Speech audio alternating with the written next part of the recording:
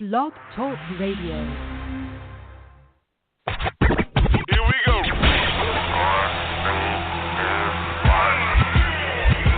Blast off. This is True Capitalist Radio. True Capitalist Radio. I am your host, the man they call Ghost. The badass of business. Give him capitalism or give him death. That's it. Period. Broadcasting from his Skyline office studios in beautiful downtown Austin, Texas. You sound fruitier than a box of Fruit Loops, for Christ's sake. And now, he'll take it from here. Your host, the prognosticator of prognosticators, the man they call Ghost.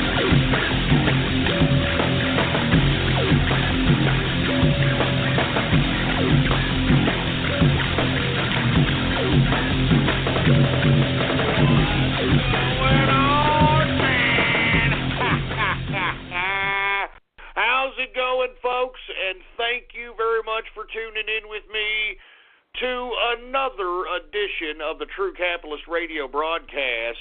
And of course, I am your host, the man they call Ghost. And once again, folks, I want to thank you very much for tuning in with me.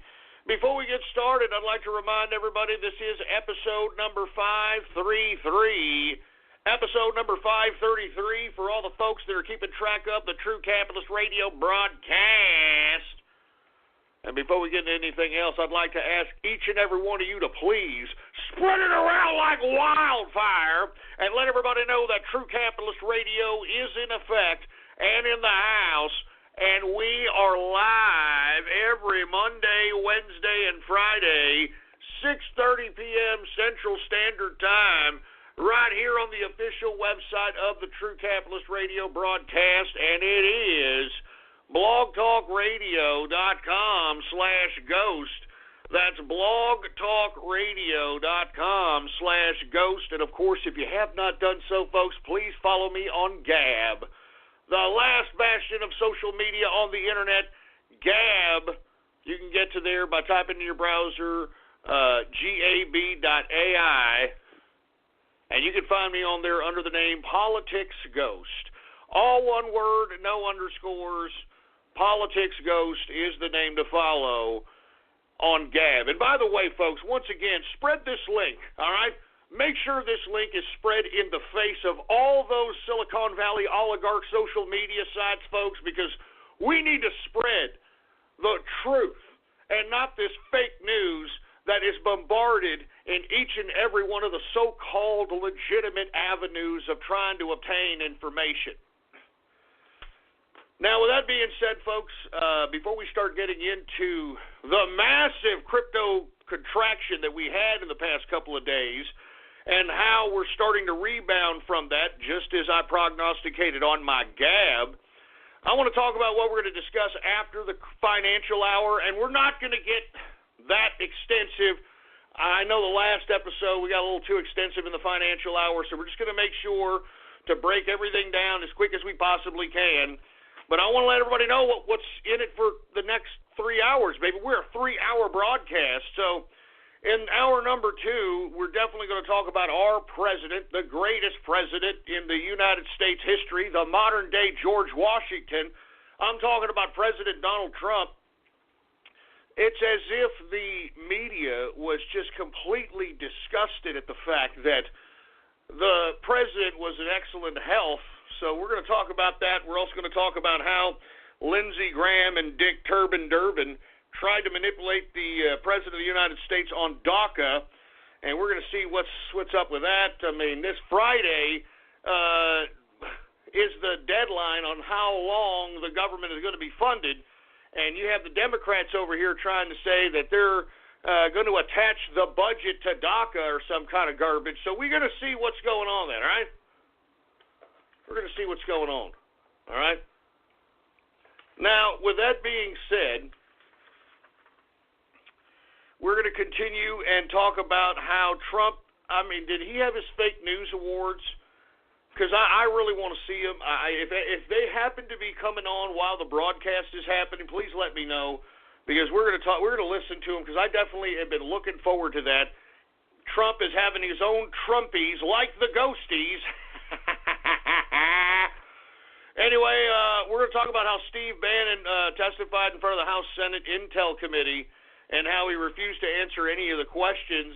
And as a result, I guess Robert Mueller decided, he was going to just subpoena Bannon and try to discuss. I mean, it's just a mess. We're going to discuss that.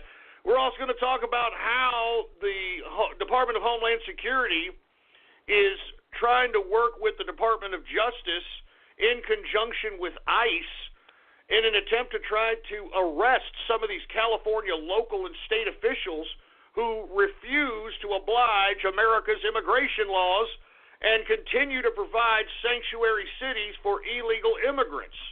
All right, it's about time we start seeing some action around here for people out here in California or California. It's about time that these people start being taken to jail for defying the law. Damn right. Damn right, man. Anyway, we're going to talk about that. In the third hour, we're going to get into a little bit of international news. We're going to talk about how, now, get this, okay? Just talking about how the federal government is planning to arrest potential local and state officials in California for defying immigration laws. And, of course, all these pro-immigration people are anti-border wall, anti-border protection. I mean, you got these Democrats that are legitimately fighting not only for DACA, but for every ridiculous way for, like, the terrorists to come into our goddamn country. I mean, the lottery system, an immigration lottery system, that's ridiculous. I mean, this chain migration, another ridiculous idea. And you see, the president understands this policy, and that's what he's trying to reverse. And yet you've got the Democrats fighting tooth and nail to save these immigrants, to save these illegals. I mean, they're threatening to shut down the damn government this Friday, for Christ's sake. But with all that being said, take a look at the Euro-cucks. The Euro-cucks out there in Germany, that's right, Germany and Austrian's chancellors got together in a little powwow, and they're touting EU border security. I mean, come on! Freaking hypocrites. I mean, come on! And we're also going to discuss, folks, that Prime Minister Theresa May, while she's doing a completely, obviously intentional botched job on the soft Brexit. I'm trying to get everybody into a soft Brexit. I knew that this broad was going to she was going to kick the can down the road until everybody in Britannia forgot about it, and then they're just not going to do it. They're not even going to do it. I mean, the EU is already talking about, hey, look, UK, if you want to take it back, if you want to take Brexit back, it's okay. We'll forget about it. Come over here and let's give me a kiss. I'm not joking, man. We'll talk about that later, but the reason I'm bringing up Theresa May is not because of Brexit. I'm bringing her up because she appointed a new ministry, I guess, in the UK, the Minister of Loneliness. Oh, Jesus Christ, man. Loneliness? Minister of Loneliness? Who gives a shit? I'm sorry, excuse my French, but are you kidding me? Minister of Loneliness? I mean, what the hell? Look, I'm going to talk about that later, but what constitutes loneliness? Huh? I mean, what if you're just a repulsive person? Not physically, but just as a human being, your personality. You know, I mean, you're just somebody that nobody wants to be around, man, and you refuse to change yourself. Whose fault is that? Whose fault is that? Minister of Loneliness. I'm telling you, I don't know what's going on out there in the UK, man, but y'all, I think y'all are just about as gone as the Euro-cucks in the EU. It's sad, man. It's sad to see. And we got a lot of chaps that are capitalists in the UK, in the inner circle, man, and they can't stand what's happening to their country. They can't stand it. It's ridiculous. Anyway, into some brighter news.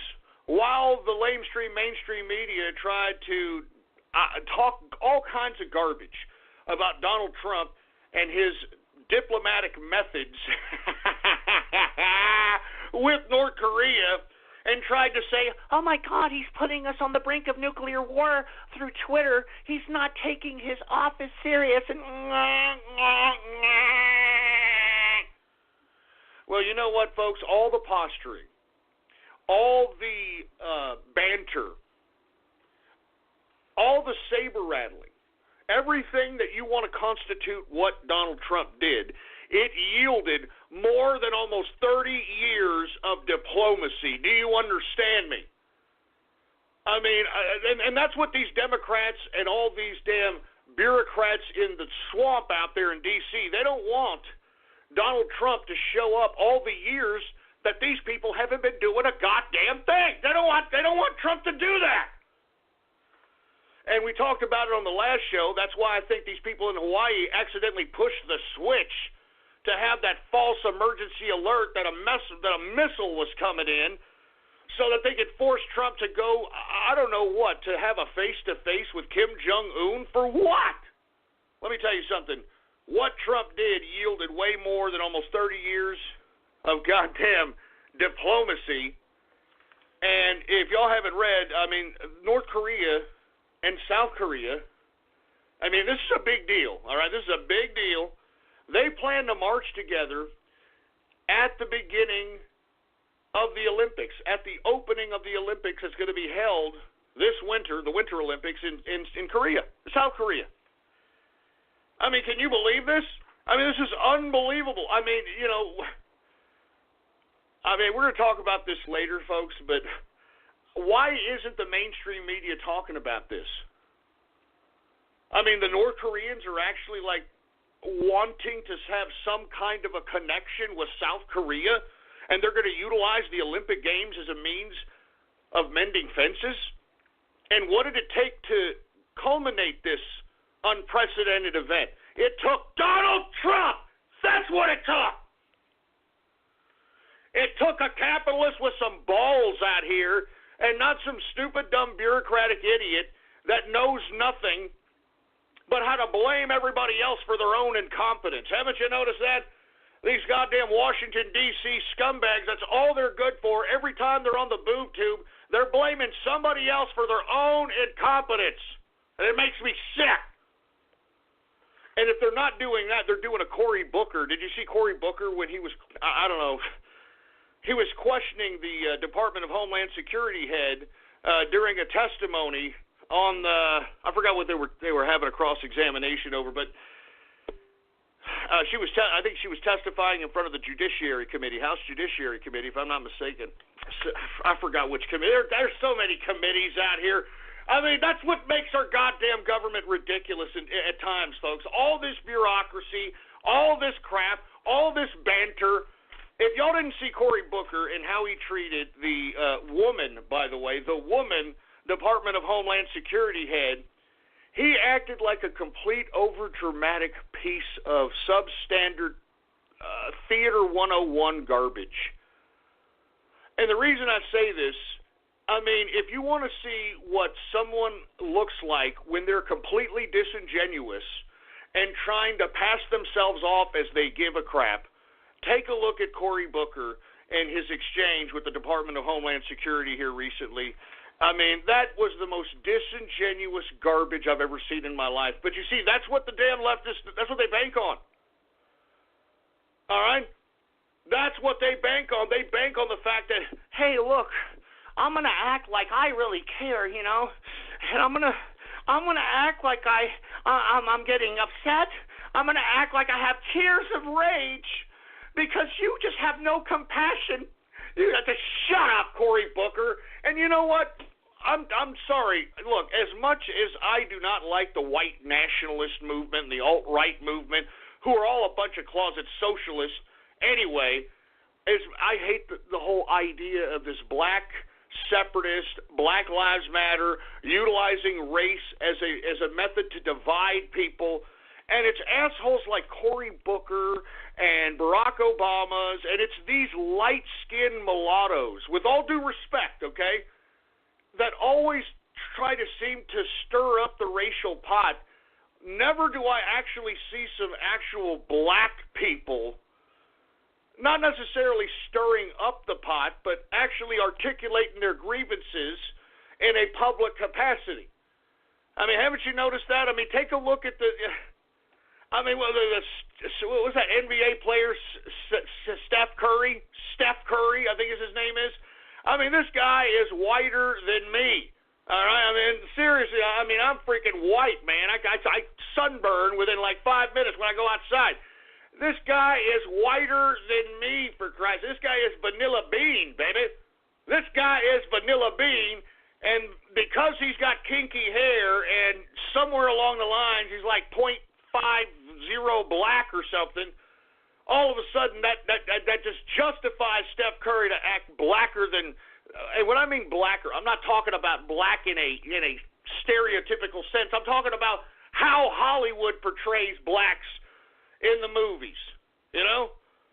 Hi, I'm a helpful Southern California Honda person, and recently we've been doing random acts of helpfulness, like donating shoes to children in need and helping a music therapy facility with new instruments. And we can help you too with a great deal on an award-winning Honda, like the all-new and completely redesigned Accord, a Car and Driver 10 Best a record 32 times. Click the dealer locator link to find a dealer near you and go to SoCalHondaDealers.com to suggest a random act of helpfulness for someone you know. Car and Driver, January 2018. So why is it? Why is that? Can somebody explain that? How come it's never really black people that articulate their grievances? It's always these goddamn mulattoes. I mean, you know what? Never mind. I'm going to go. I'm already going off keister here. All right, we get it. Anyway, last but not least, Davos, Switzerland, the World Economic Forum is happening here later on, I guess next week. The president is going. He is going, and he's going to rub it in the faces of these champagne socialists out here who think that they can centralize power and control the world or something. They got another thing coming, and we're going to talk about that as well. Anyway, I know everybody wants to talk about the first hour's main subject, and that's about the markets. So let's go ahead and let's talk crypto, okay?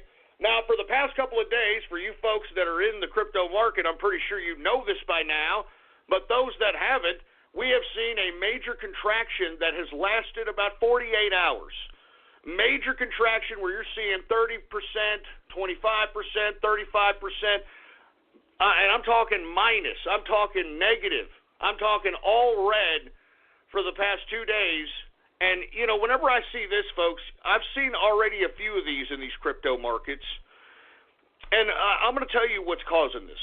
Okay, first off, we talked about it last show that Wall Street is definitely a perpetrator in being able to kind of bring in $100 billion into the market and then take out that $100 billion out of the market. And you see, Wall Street understands the fickleness of the investment community of cryptocurrency. I mean, I'm going to be honest with you, even some of the new members of the inner circle, once they saw a little bit of red out here, I mean, they started acting like some of the guys I talk about every time I discuss this show. I mean, it's like once they see red, it's like, oh my God, I gotta sell. I don't know what to do. I mean, oh my God, I'm gonna lose everything. I'm serious. And you see, Wall Street knows this. And all Wall Street has to do is play this game of pulling in $100 billion and taking out $100 billion. And not to mention, folks, another contributing factor to this major contraction is these dumb money idiots that are getting into the market and putting it in these coins that are never going to go anywhere, that are complete crap, that are complete trash. I'm talking about Tron. I'm talking about, I mean, you know what I'm saying, folks, okay? These people that insist that these coins, even though they have no technology backing them up, and in Tron's case, I mean, it was alleged that they plagiarized their white paper. And they're very vague on what the hell this coin's going to do, what their technology is. They've got tens of billions in goddamn circulation, and it's new idiot money like this that's coming into the market that's really causing the contraction to happen for a longer period of time, because these people, and look, many of us that are in cryptocurrency know these people. You have to. They go in and they hear something in the CNBC, they hear something in Bloomberg, and they're like, hey, what about Tron, dude, huh? I mean, you think Tron's good? No, I don't think Tron's good at all. I think that you should, invest in something more long-term. Nah, I'm going to go with this one, dude, okay? I'm going to beat you, Gus. I'm going to beat you. All right, well, go beat me, idiot. They go invest in Tron, and then they lose their ass, all right? And then all of a sudden cryptocurrency is a scam, all right? I mean, I'm not even kidding around. This is the dumb money that's coming into this market. And to be honest with you, I hate to say it, it's a lot of millennials that are using either their college money or mommy and daddy's money that they give them to take out the trash or something, or the mommy and daddy's money that they pay them to, keep them away from the house, or their child support money, or whatever the hell it is. And they come in here into this damn market blind, and they don't even know why they're investing in what they're investing in, man. So that's why I'm saying, this is why we saw a major contraction for the past 48 hours. But much as I told those that were a little skittish when they saw red in the markets in my inner circle, I said, hey, don't worry about it. This is how the markets react. I mean, whenever I see contractions like this, I'm on a buying spree, baby. You understand that? I mean, that means everything is on sale. And if you take a look at my gab yesterday, folks, I tried to tell everybody, if you've got any leftover capital, baby, right now is the time to buy. Everything is on sale. And you see, folks, if you want to get rich in cryptocurrency, this is how you're going to have to play this game. You folks believe that, I'm just going to invest in this thing and it's just going to go up from $1 to $10,000. No, it's not, okay? What you have to realize is that now that we have a whole bunch of money that is circulating in this market, all right, we have to realize that there's a shakeup going on what creates value in cryptocurrency. And now we're starting to find that most people don't know what the hell creates the value, so you have a lot of people that are a part of this crypto community pumping their coins in a, marketing frenzy capacity, and as a result, you've got a lot of runs on coins that have no business having those types of runs on them. Now, with that being said, folks, that's why I'm telling you right now, I've always told you long-term investment reigns supreme. All right? You don't have to go out and trade all the time. What you could do is just buy and hold. Now, I told this story the last time. I'm going to tell it again. I had an inner circle member who invested $3,000 shares. 3,000 shares of EMC, or not shares, crypto. 3,000 crypto, excuse me. I'm confusing. It's not shares, it's crypto. 3,000 crypto of EMC Emmer Coin.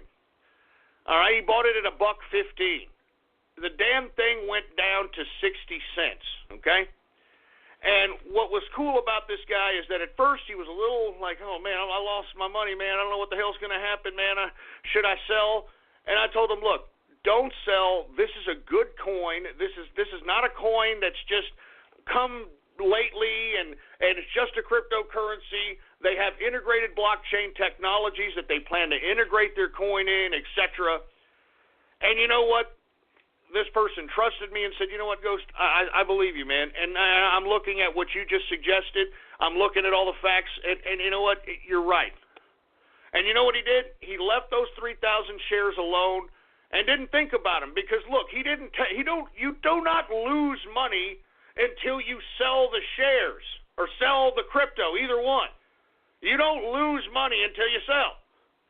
So this was around summertime, and, he had to hold the bag. He had to hold the bag for a while, up until about 2 weeks ago, when Emmer Coin started going up and up and up. All right? Now, he finally sold off at about $7 or $8, and for holding from summertime to now, he got himself an extra $25,000. $25,000. Do you understand?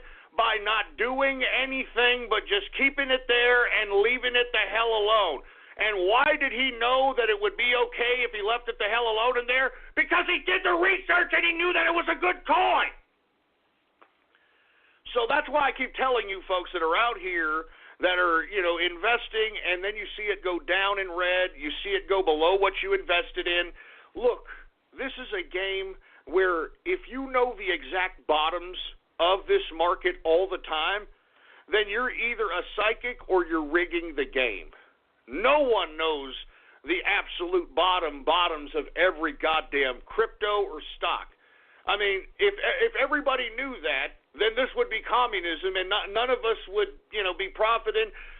We'd all be profiting the same, etc. So that's why I'm saying, folks, I mean, you have to realize that game is based upon you and how you're going to play it. And as far as I'm concerned, you want to play it in your favor to where you're not losing money. And the first thing you do when you enter into crypto is knowing what the hell you're investing in. And that's why that person who's just made $25,000 just holding, he didn't do anything. He didn't do any work. He didn't have to do a bunch of trades. As a matter of fact, he left that alone. He came and, put in another couple of grand, started trading on that. And, all the time that he took from trading from summertime to now, he made about 15 grand. And 15 grand sounds good, but he did a lot of work for that 15 grand. He had to put in a lot of time, a lot of effort, a lot of energy into pattern and swing trading, etc. And you see, here he had this EMC sitting in a damn wallet, and the damn thing goes up. He has easy 25,000. Didn't even have to work. He just had to put the money in and let the money work for itself. And that's why I'm telling you, you're never going to get the absolute bottom on anything.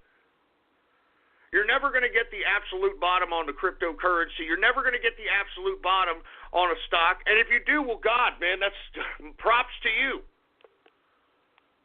So that's why I'm saying, folks, what you need to do is you need to remember, if you're going to invest in something, know what you're going to invest in. And even if it goes down, know that the future holds a lot more profit than what the red is going below your initial investment. And that's exactly what this person in the inner circle did with EMC. I love telling that story because, folks, that's what it's all about. Long-term investment reigns supreme. I mean, he made more money forgetting about a cryptocurrency that he held the bag on, and only made 15 grand in trading and swing pattern trading from the end of the summer to about now. Now, granted, you combine them both, he made a pretty decent chunk of change. Either way, folks, what it comes down to is you want to, even if you don't understand swing or pattern trading, even if you don't understand everything that I'm saying, what you want to do is you want to accumulate and save as much good cryptocurrency as you possibly can. Just accumulate it and hoard it. You don't even have to do anything to it. Just imagine the people that bought 100 Bitcoin. People that bought 100 Bitcoin back in 2010 when it was like 50 cents or a buck. I mean, just do the math, how much that's worth now, if they just held on to it. That's why Warren Buffett, and I hate to use him as an example, but, I mean, he made his billions based on holding things for the long term. I'm not against swing and pattern trading.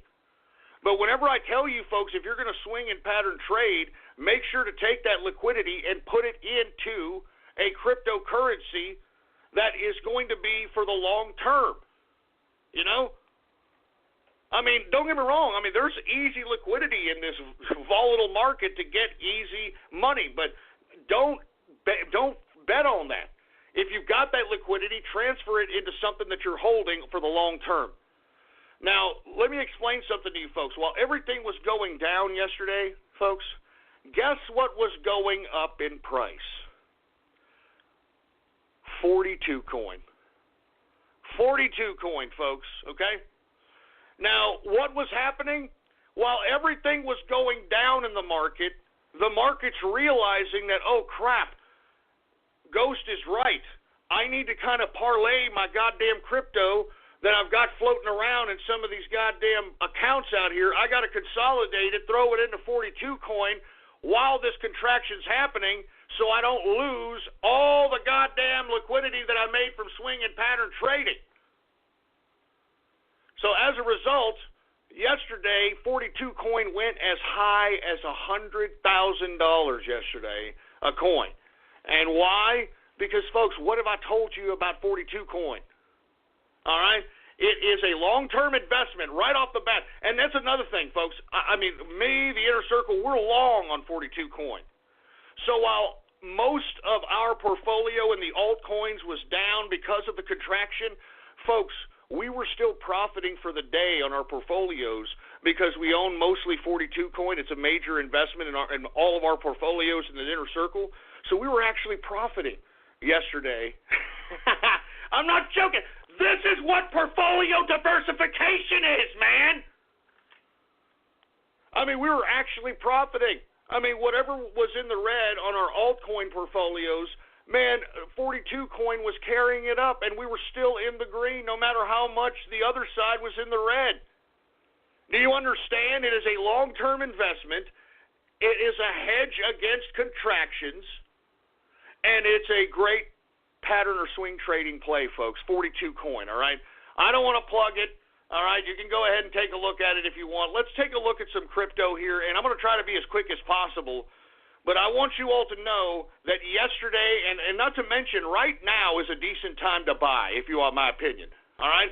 Now, I'm not going to go over the traditional, coins. What I'm going to do now is I'm going to talk about what I think is a good buy right now, if you want to start profiting, all right? This is it. Right now, it's the time. I mean, you people want to profit, this is the time. Now, let's go to one where I think is going to pop pretty well. Let's go to Bitcoin Cash. Bitcoin Cash, symbol BCH. Right now, it's still in the negative, okay? But let's take a look at the chart on Bitcoin Cash. It's gone as high as $3,000. Here recently, it's gone as high as $2,500. So you've got a lot of people holding the bag on this, excuse me. You got a lot of people holding the bag on this. And moreover, let's take a look at what use you can make Bitcoin Cash out of. You can actually still use this as a currency, folks.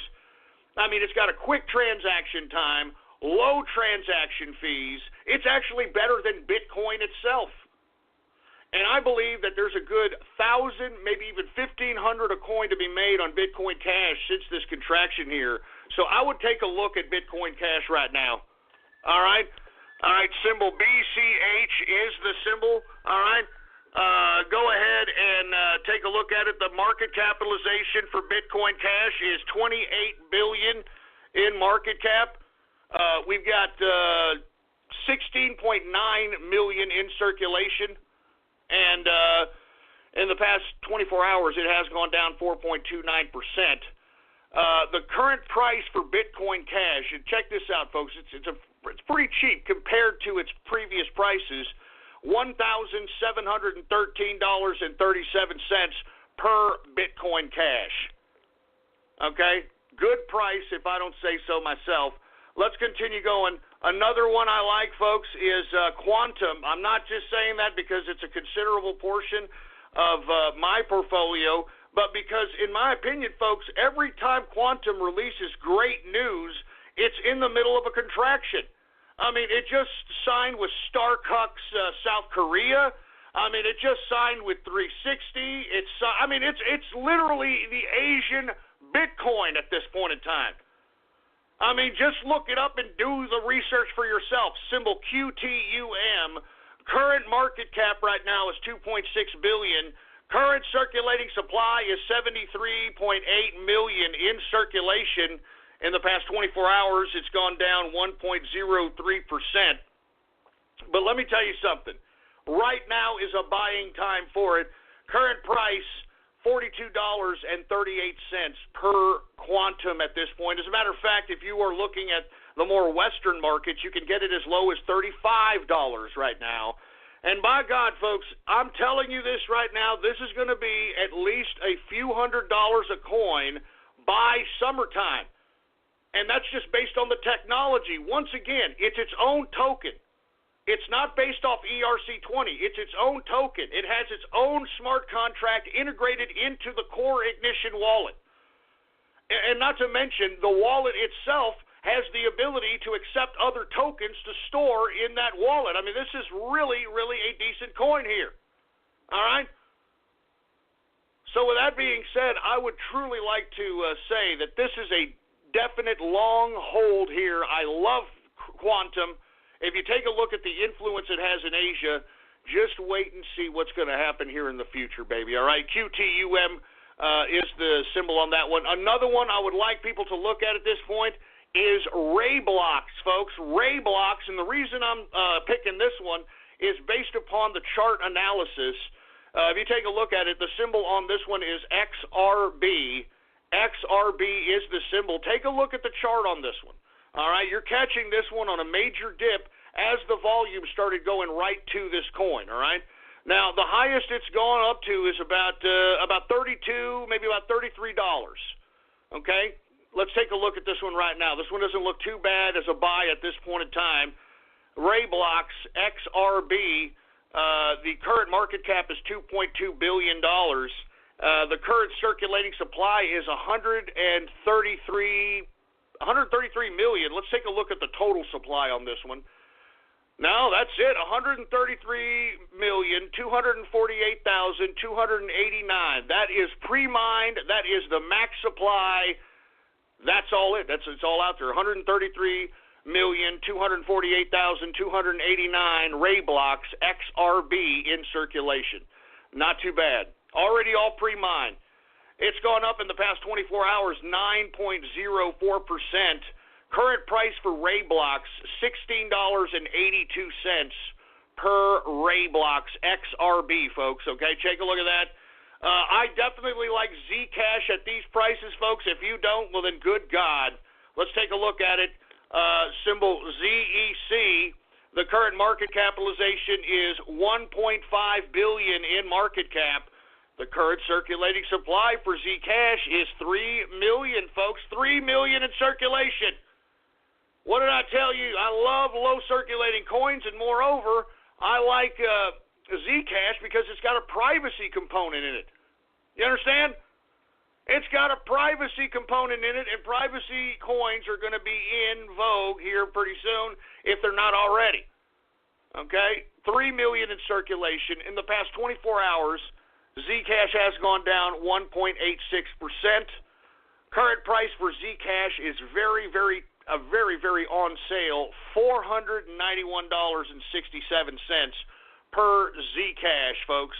All right, now let me take a look at, let's see, what other ones do I like at these prices here? I'm only covering things that I like at buying prices right now. I'm looking at things that I like at buying prices. Okay, let's take a look at Augur. I love Augur right now at these prices. Take a look at the chart on Augur, okay? Now, once again, this is a blockchain that's similar to GNO. The current market capitalization, Augur's symbol. Augur symbol is REP. REP is the symbol for Augur. The current market capitalization is $717 million in market cap. The current circulating supply, folks, is 11 million, and that's it. It's already been all pre-mined. It is an ERC20 based token, but you know this is something that you need to keep an eye on. Take a look at the charts on this one. It's gone as a recent high as about what is it, 120, 110, about as high as 110, $110. Keep an eye on this one as we start bouncing back. The current price for Augur, symbol ERP, $65.21. It's a decent coin as well, and it's a pretty good price. Pretty good price. Now, once again, folks, let's take a look at Basic Attention Coin. Now, I know that Basic Attention Coin took a little bit of a dip yesterday because of the contraction. But once again, I have been a buy and hold on Basic Attention Coin. For you folks that are unaware about this blockchain, it is a decentralized advertising blockchain, which, if you want my personal opinion, is going to revolutionize how content creators get paid. They are already in production on creating this decentralized advertising blockchain that will integrate basic attention token in that blockchain. And what they've done thus far is produced a browser.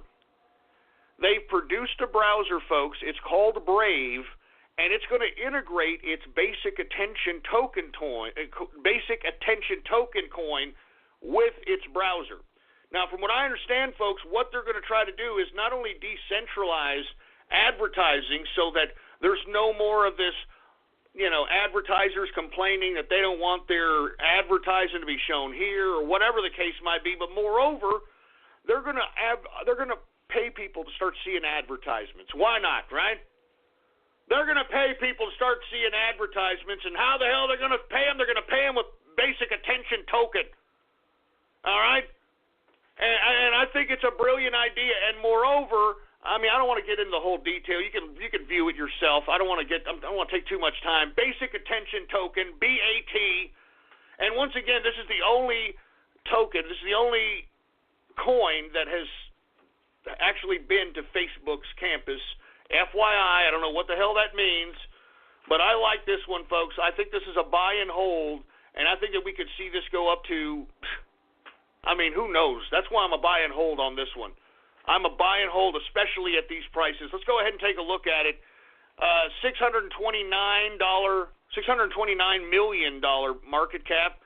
Circulating supply right now is 1 billion in circulating supply. It'll have a total supply in the end of its distribution at 1.5 billion. In the past 24 hours, folks, it's gone up 31.71%, and the reason is because the Hollywood actor James Franco actually shilled this particular coin on his Twitter, and in the tweet that I saw, he's actually encouraging those folks that got demonetized by YouTube to utilize, certain methods of monetization. I think he suggested, selling T-shirts and, getting a Patreon or whatever the case might be. But he also said look into basic attention coin, download the new browser, etc. So this is why we're seeing a big run on this one. I think this guy Franco's got about 6 million people on his following. So that's why we're seeing a little bit of a run on this, to say the least. I am a buy and hold. Current price for BAT, basic attention coin, 62 cents. 62 cents. Another one I like, folks, is Cash with a Q. Cash with a Q. That's symbol QASH. Symbol QASH. The reason I like this one is because this one, I believe, is a token based off the quantum-based token. It is based off the quantum-based token, if I'm not mistaken. I could be wrong on this, but I think we did the research on it. Moreover, folks, it's been running here recently, and in my personal opinion, I think that you could get at least $2 or $3 here in the short term as the bounce back happens, and you may even go higher than that. This one is not necessarily a buy and hold. This is one you may want to hold on to for a month, maybe two, depending on how high the price goes on this one. But this is definitely on its way up to at least back to its levels of, the highest levels it was at is about $3. So this is one I like here in the short term. Hold it for about 1 or 2 months. You should be able to capitalize, and then parlay the profits that you make from that into something that you're going to go ahead and go in the long term with. Let's go ahead and keep going. Funfair, folks. What have I told you about Funfair? Now, yesterday was the time to get into Funfair, but I still like buying at these prices. Let's take a look at it. FUN is the goddamn symbol. All right, FUN. Current market cap is $425 million in market cap. The circulating supply is $4.4 billion in market capitalization. Now, I'm not expecting this one to go up to $100 or anything to that capacity. I think that here soon enough, we're going to see something in the first week, I believe, of February. They're going to demonstrate something at a conference. I'm talking about the Fun Team, and I believe it's going to be the first instance of their smart contract-based casino gaming. And once again, folks, that's why they created this Funfair cryptocurrency to integrate with their smart contract online gaming. Now's the time to get more happy because the SoCal resident ticket is back at the Disneyland Resort.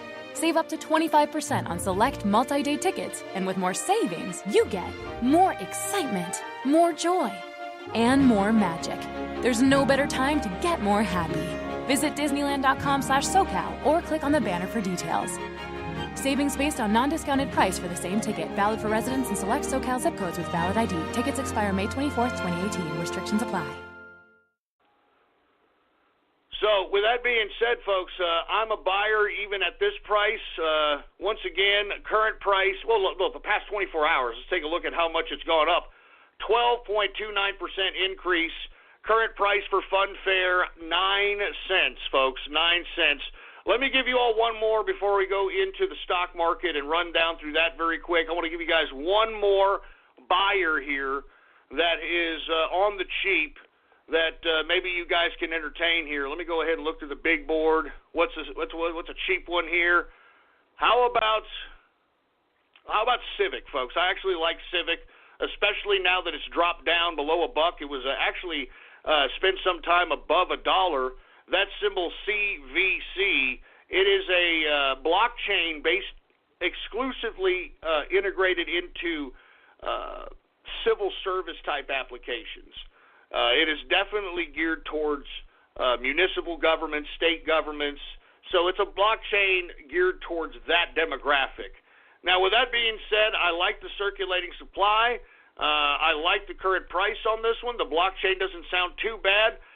Moreover, the chart looks beautiful for it to kind of come back up into the $1.20, the $1.37 that it was at. All right, let's take a look at it. Market cap for CVC is $248 million. The current circulating supply is $342 million in circulation, and that looks a lot like EOS. Remember, EOS right now is at about $10 or $11, and it has about $300 million in circulation, so that's something to keep in mind. In the past 24 hours, Civic has only gone up 1.97%. The current price for Civic CVC, it's a very good price, 72 cents. 72 cents. Now, with that being said, folks, let's go ahead and move on. I mean, I don't want to spend too much time on this. I know the last time I spent 2 damn hours on the business end of it. Everybody wants to hear not just business, but some political commentary as well. So let's just go ahead and get right into stocks. What happened to the stock? Wait, hold on. Before I do that, before I get into stocks, let me talk about one more cryptocurrency I just completely forgot about. I completely forgot about this, and I'm going to talk about BitConnect. That's right, folks. I want to talk about BitConnect. It is symbol BCC. Now, this is another contributing factor on why the contraction happened more than just 24 hours. It lasted a 48, even a little bit beyond 48 hours. Now, the reason is, folks, is because of this coin right here, BitConnect, BCC. Now, folks, I was covering this coin back when it was about $8, back when April, May of 2017, and I have never covered it since. And the reason is, folks, is because its whole technology behind BitConnect was based on this, okay? As a matter of fact, from what I understand, I don't even think there was BitConnect wallets. What you would do is you would have to buy BitConnect by giving them Bitcoin, and then they gave you BitConnect, and their idea was that if you gave them a certain amount of crypto, that they would pay you a certain amount of interest in a given amount of time, and that was basically their blockchain. I mean, it sounded very sketchy. Me, the inner circle, we stayed away from it. We never suggested it. We never even played that BitConnect because we knew, just based on like what they were trying to propose, was unbelievably fishy. Now, with that being said, folks, if you take a look at BitConnect, I mean, as of Jesus Christ, as of last week, it was as high as $431. All right, as of January, a little bit above. As of January 7th, it was $431.79 per BitConnect. Now, what happened here, folks, is that they had to close their little exchange down, all right? Close their little exchange down in which they were kind of offering a service in which you gave them crypto, they gave you a percentage per month on your crypto because, I don't know, I guess they were trading with it. I mean, who the hell knows what the hell they were doing. But they announced yesterday that they were closing their exchange and that, don't worry, we're still going to service the coin, but that's what made the coin have value was the fact that this whole service, it was like a crypto kind of mutual fund, for a lack of a better term, all right? For a lack of a better, like a mutual fund, and because that whole thing went kaput, everybody and their brother sold off. As a matter of fact, some people lost their entire money. Some people lost their entire money. All right, I mean, good God. So with that being said, folks, I just want you all to check a look at this, okay? As of last week, it was like $430. Yesterday, they come out and say they're closing their exchange, but don't worry, you could still, do stuff with the coin. And, oh, yeah, by the way, we're putting out an ICO, BitConnect X. I mean, I'm not joking. Now, I just want you all to think about this just for a second, and then I'm going to move on. Just imagine had you bought BitConnect back in, like, May, bought like $3,000 worth at about $8, $7. And then you just kept holding and holding and holding, and you're like, hey, this is going to go all the way to the top. I mean, there's only 7.8 million in circulation. Bitcoin's got 16.7 million. I mean, it's only at $430. This damn thing's going to $5,000. Meanwhile, everyone who knew about this scam stayed clear away from it. Stayed clear away from it, for Christ's sake. And once me and the inner circle found out this was happening, we knew it was going. We knew it. I mean, you can't negate when everyone's telling you that this is a scam. And I'm not talking about haters. I'm talking about people that are in the game. People that are actually trading, making money. When they're telling you that this is a scam, you better start, being at least a little skeptical, man. And when it's at around $400 or something, maybe that would behoove you to sell off and move somewhere else. And anyway, it ended up being a scam, folks, and it went from $430 to about $20. $430 to $20. Just imagine, last week you were a cryptocurrency millionaire. Today you're nothing. All because of a scam, baby. Unbelievable. Unbelievable. Anyway, now that we got that out of the way, BCC, BitConnect, these are the things you got to watch out for, folks. These are the goddamn coins you got to watch out for. Anyway, let's get to some more optimism in the markets, baby. The goddamn Dow Jones Industrial closed above 26,000 points, baby. What did I tell you? What have I been telling all of you? I am bullish on this stock market until the fourth quarter of 2018. I told you, boy.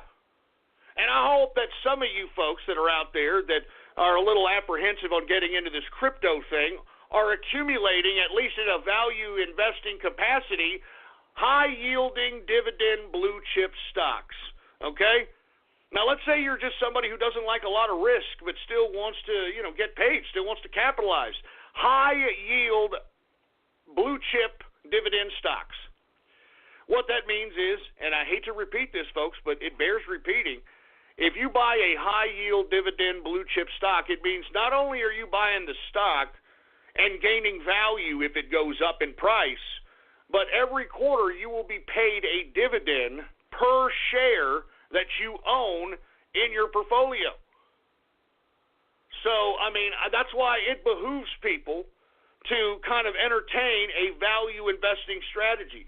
And what do I mean by that? What I mean is instead of working and then saving your money in a goddamn savings account, which isn't going to make you anything, And as a matter of fact, I mean, it's risky as hell at this point. I mean, I remember in the 80s, folks, they used to pay you a very nice interest rate when you would hold your money in the bank in a savings account. Now it's ridiculous. Now it's utterly ridiculous. So why do that when you can just kind of value invest? And value investing is like this. Each month that you save $200 that you would traditionally put into your savings account, go into a brokerage, okay, and buy whatever high-yield blue-chip dividend stock that you can find. Some months you're going to buy it really high. Some months you're going to buy it really low. But what you're doing is you're accumulating a stock in a value investing capacity. So at some point after 2, 3, 4, 5 years, this is for bear investors, of course, after 2, 3, 4, 5 years of investing and saving your money in this blue chip stock, you have amassed a considerable amount of stock. And with that stock, folks, you can utilize that as an asset to take out loans from the bank. You can use that, and I mean, there's just so many ways you can be financially creative. And these are the things that you've got to think about if you want to be a capitalist, man. You've got to make your money work for you. You see, I mean, what's better? What's better, okay? Spending $1,000 on a piece of garbage cellular phone that was made in China that's going to break in 6 months, or taking $500 and getting a decent phone and taking the other $500 and putting it in a goddamn stock that actually gives you net worth. You understand? You have net worth when you own stock. You have net worth when you own crypto. You have net worth when you own property, when you own gold, when you own silver, when you own classic cars, when you own ancient antique guns, when you own things that appreciate in value. That's what you should accumulate. That's what you should accumulate, folks. With that being said, let's get to the stock market. Once again, all-time highs in the Trump Make America Great Again economic policy. I told you, folks, once this man took power, that this was a capitalist revolution. Didn't I tell you? And didn't I say that we are going to see prosperity in this goddamn country like we've never seen it before, and it's happening right before our very eyes?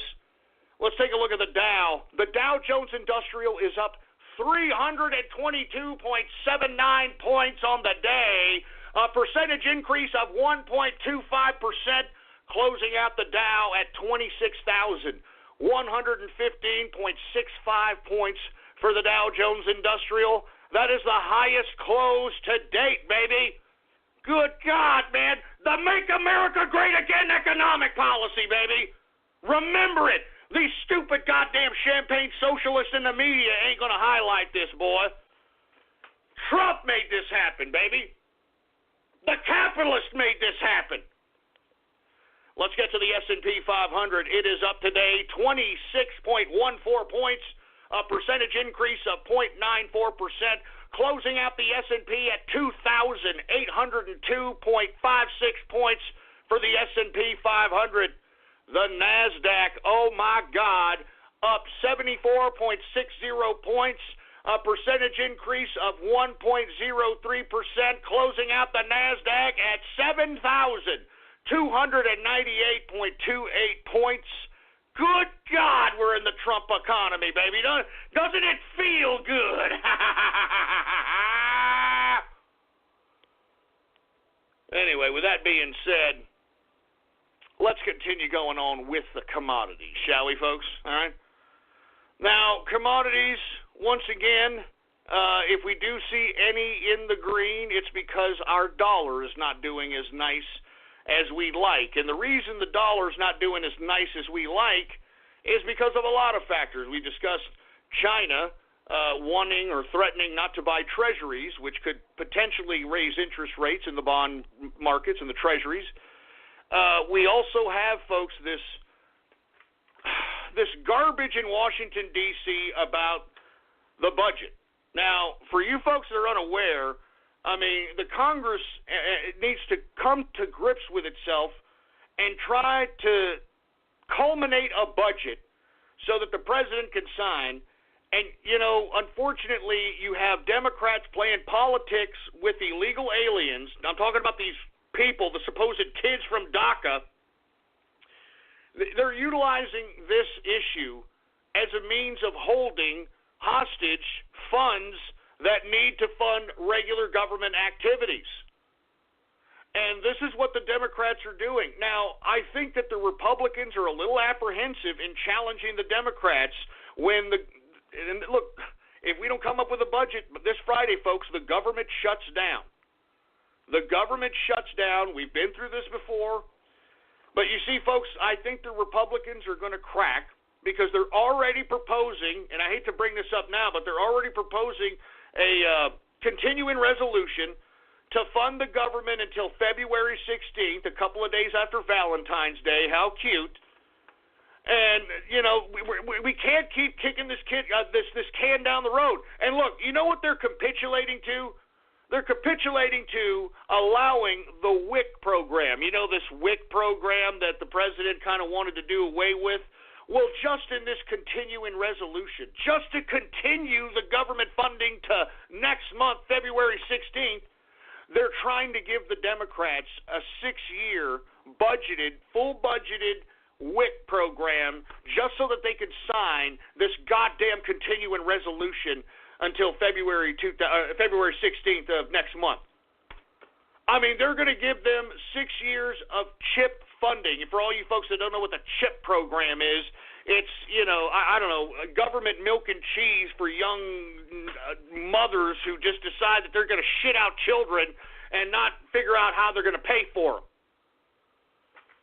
So if I were the Republicans, I'd say, you know what, go ahead, shut the government down, and each and every one of these Republicans, Donald Trump, everybody, they should throw egg in these Democrats' face and say, hey, look, you are holding our government hostage because you want to protect illegal immigrants over sovereign citizens, over American citizens, and let's see how that pans out in 2018 elections. I mean, you are holding the United States budget hostage because you care more about a bunch of people that came into this goddamn country illegally. But these Republicans, they're not going to do it. So anyway, that's why you're having a lot of weird uncertainty, is particularly in the commodities. Anyway, folks, we are now in the second hour of the True Capitalist Radio broadcast. And, of course, I am your host, the man they call Ghost. And once again, folks, I want to thank you very much for tuning in with me. Before we get started on anything else, I'd like to remind everybody to please spread it around like wildfire and let everybody know that True Capitalist Radio is in effect and in the house. And we are live every Monday, Wednesday, and Friday, 6:30 p.m. Central Standard Time, right here on the official website of the True Capitalist Radio broadcast, and it is blogtalkradio.com/ghost. That's blogtalkradio.com/ghost. And, of course, if you have not done so, please follow me on Gab, folks. All right, the last bastion of freedom of speech on the internet out here. You can find me on Gab under the name Politics Ghost, all right? All one word, no underscores. Politics Ghost is the name to follow, and I am verified on there, boy. I am verified. All right, let's get through these commodities, and then we're going to go ahead and get through Gab shout-outs. Let's go ahead and do that. Let's get to energy. Energy, folks, keeps creeping up and up and up. I'm sure you're seeing that reflected in your gas prices, no matter where you are in the world at this point. Let's take a look at WTI sweet crude. WTI sweet crude, folks, for all those that don't know, is the crude oil that is consumed by America. So that's the price that's going to affect America, FYI. WTI sweet crude is up 18 cents, a percentage increase of 0.28%, closing out WTI at $64.15 per barrel of WTI sweet crude. We've got Brent crude also up 10 cents, a percentage increase of 0.14%, closing out Brent crude at $69.48 per barrel of WTI sweet crude. We got gasoline up 0.73%, folks. We got natural gas up 0.40% and heating oil up 0.04%. Let's go ahead and get to the metals, shall we? The metals! Let's get to the goddamn metals! We got gold down today after seeing it run for the past couple of days. It is down $12.40, a percentage decrease of 0.93%, closing out gold at $1,326.80 per troy ounce of gold. And as I stated, folks, it would behoove everybody to at least get 10% of their portfolio in gold and silver. It's just in case. All right? Just in case. Anyway, let's once again, $1,326.80 per troy ounce of gold. Silver is down 15 cents, a percentage decrease of 0.88%, closing out silver at $17.02 per troy ounce of silver. Copper is up 0.11%, and platinum is down 0.33%. Let's get to agriculture. We've got corn down 0.14%. Wheat is up 0.18%. Oats is up 0.88%. Rough rice is up 0.33%. Soybean is down 0.05%. Soybean oil is down 0.18%. And canola is down 0.04%. Let's get to the soft, shall we? Now that we're getting close to Valentine's Day, cocoa is starting to go up because cocoa is the base for chocolate, folks. Cocoa is up 2.74% increase on the day. Let's go ahead and get to coffee. Yeah, dude, just don't talk to me, Don't talk to me unless I have my coffee, dude. Just don't do it, dude. Shut up! Anyway, we've got coffee up 2.20% increase on the day. We've got sugar! It is down 1.25%. Orange juice is down 0.28%. Cotton is up 0.87%. Lumber is up 0.36%. Rubber is up 0.43%. And ethanol is up 0.07%. Let's get to livestock, shall we? We've got live cattle. It is up, folks, 1.99%. We've got cattle feeder. It is also up 1.42%. And before we get to lean hogs, I'd like to remind everybody, and we need to do this as a country, folks. This is not a joke. We got to bring back the ham bone movement. And what I'm going to ask each and every one of you all to do is I need for you all to, when you see these fat jelly-ass, Snorlax, just gigantuan fat jelly-ass bastards either rolling around in a goddamn hover-round. I mean, these, you know who I'm talking about. I'm not talking about people that are a little chubby or have a little girth on them. You're in America. You can do that. I'm talking about the fat, disgusting wastes of life that got celluloid dripping off their ears. It's like a pack of beef franks in the back of their neck, for Christ's sake. I mean, you know, that's what I'm talking about. You need to go by these people, and you don't need to harass them. You don't need to say anything to them. All you've got to do is go past them and say, Hambo. Simple as that. Simple as that, all right? Hambo. I mean, that's simple. That's all you have to do. And maybe they'll get the point. Maybe they'll get the point. I'm just saying, fat, greasy-ass, smelly hambo. All right, so that's as simple as that. Anyway, lean hogs is down 0.82%. And that, my friends, is the markets for your ass, all right? Now, I'm telling you, folks, I'm not really looking forward to Gab shoutouts anymore. I'm not looking forward to Radio Graffiti anymore. I don't think that you people understand that my show is serious goddamn business, all right? I mean, I take production notes, man. Production notes that I handwrite myself. And you know what? I'm not even going to take any chances, all right? I mean, before anything happens, let me just go ahead and get some more beer, for Christ's sake, man. That's right. We got to get some more beer here before you idiots even start with your garbage, your perversion, your sick troll terrorism and cyber verminism. All right, we don't appreciate it around here whatsoever. Wish you all understood that crap. Jesus Christ, man. Let's go ahead and pour some beer in here. Hey, look, you people are making me drink. It's you people. It's your fault. It's all your fault. I mean, look, you think I'd be doing this, man? You think I'd be drinking all this time if I didn't have you people just harassing me on a consistent goddamn basis? I mean, look, you want to know why I truly do this? You people should know by now. I'm trying to spark synapses in the brains of capitalists throughout the world. And that's my intention. And that's why I do what I do. I do not come here to try to appease a bunch of dumb, low-life, waste-of-life losers out here that want to make my life miserable. It's not what I'm here for, boy. I'm here for the capitalism. I'm here for Donald Trump. Do you understand that, boy? I'm not here for you goddamn trolls. So with that being said, I'm only going to take a couple of these damn Gab shout-outs.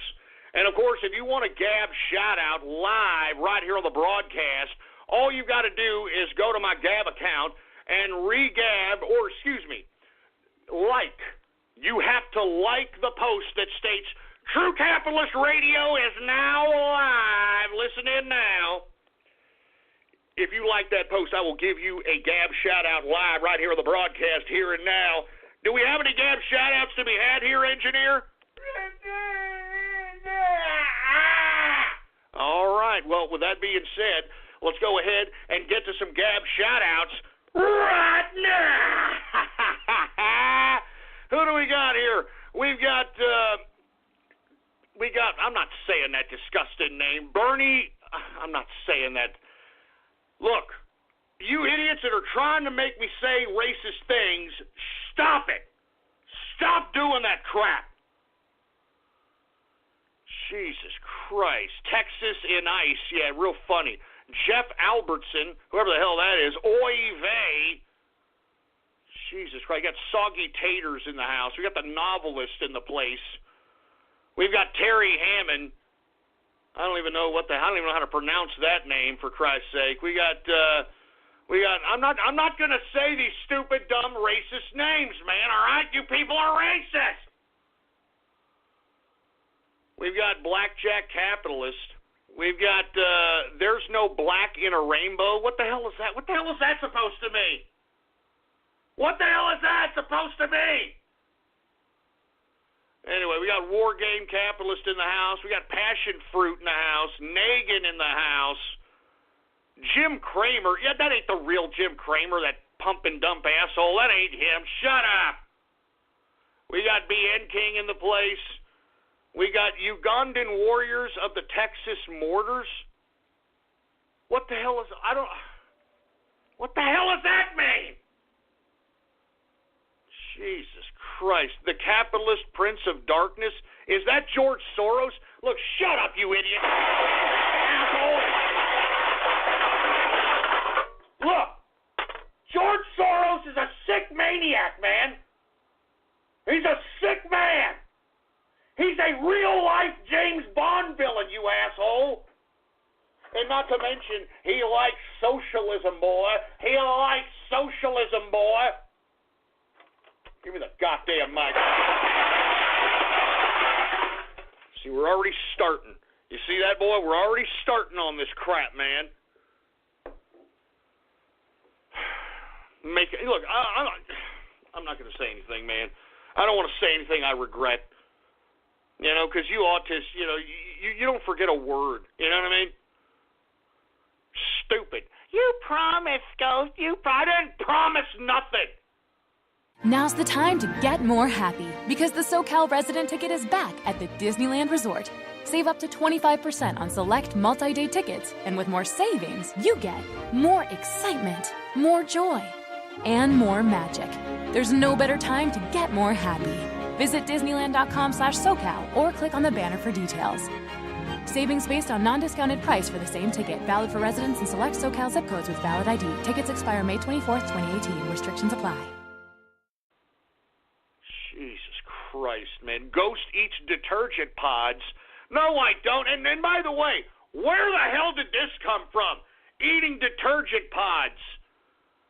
I mean, is somebody out there trying to do some social Darwin work for us or something? Because, I mean, keep doing it, man. If you're that stupid and retarded to eat this crap, then why should we even resuscitate you back to life if you happen to be poisoned? Why should we even pump your stomach? I mean, no offense. If you're that stupid, why should we?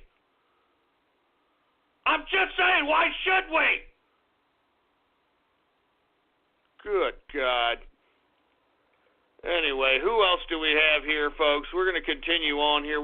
I'm not saying these racist names. Stop making me say racist crap. Jesus Christ. Ghost is a neat growl? Ghost is a neat growl. What the hell does that mean? Ah, you son of a... You son of a bitch! God damn it, stop making me say this racist garbage, man! Stop it! You're going to get me kicked off the air, for Christ's sake! I mean, why am I even complaining to you idiots for? You don't care! Jesus Christ, give me the mic!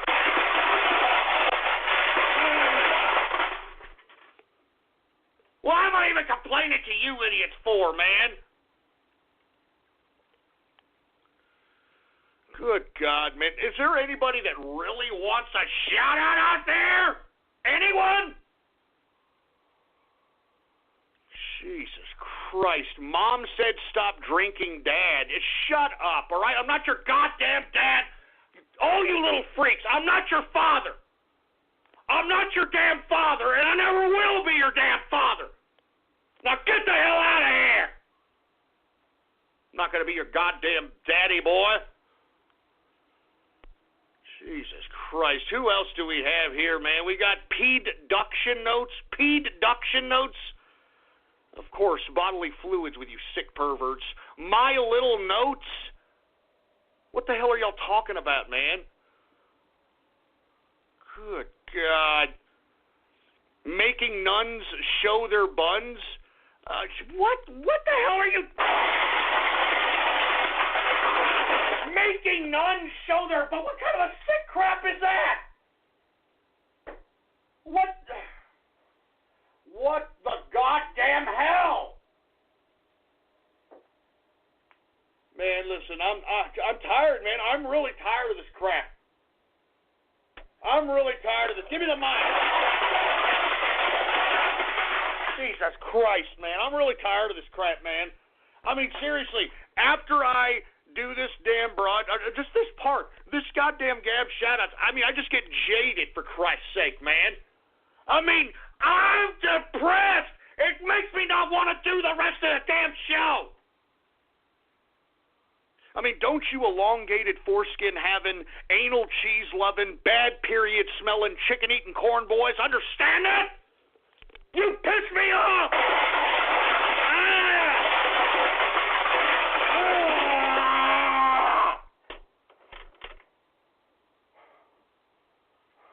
This is why I need a drink! This is why! You! All of you out there! All of you! Give me the mic! This is why I drink! Give me my goddamn drink, for Christ's sake!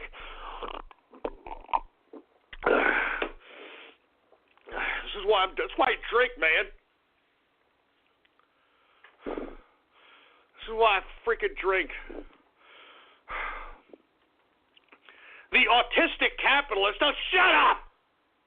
Shut up! You're either a capitalist or you're autistic. You can't be both. You can't be both. Shut up! Jesus Christ. BitConnect for inner circle slot. Look, shut up! Shut up!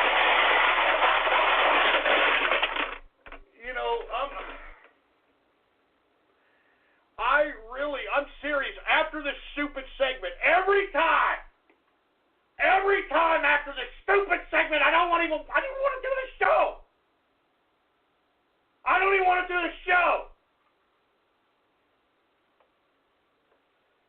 I don't, man. I really don't want to do this broadcast right now, man. I'd rather be doing anything else. I'd rather be in the other room right now with Mrs. Ghost kicking back and telling her to get in the goddamn kitchen and make me a steak. All right? That's what I'd rather be doing than sitting around dicking around with a bunch of stupid autists like you. Give it a mic!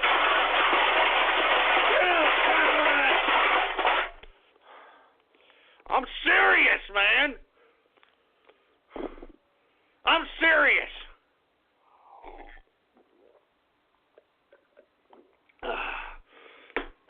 What the hell? I'm already finished with this goddamn beer. I'm already finished with this beer. More beer! And I know there's a lot of you folks out there that are saying, Ghost, why are you drinking? You got ulcers, you got this and that. You know what? Don't give me a Baptist sermon, man. You're listening to these people, all right? I'm sitting out here, I'm giving out millions upon millions of dollars of information, and this is the kind of thanks I get every goddamn day. So, you know what? I just need some more beer, man. I just need more beer, for Christ's sake, man. Jesus Christ. I gotta do it, man.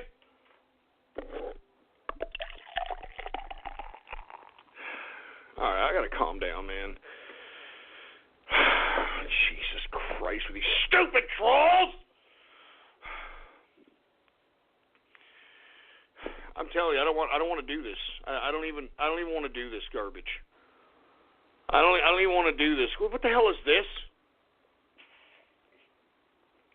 10 years of a knee guard? What is it? You sick bad! Look at my God damn it, you!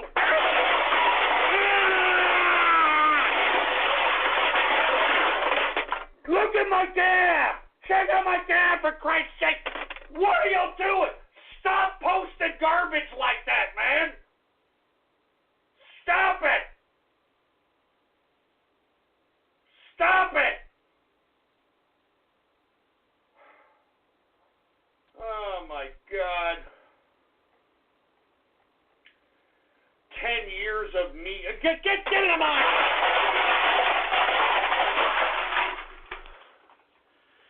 You see, now y'all are trolling me on goddamn Gab now. Is that what y'all are doing? This is a big joke, huh? Yeah! It's real funny!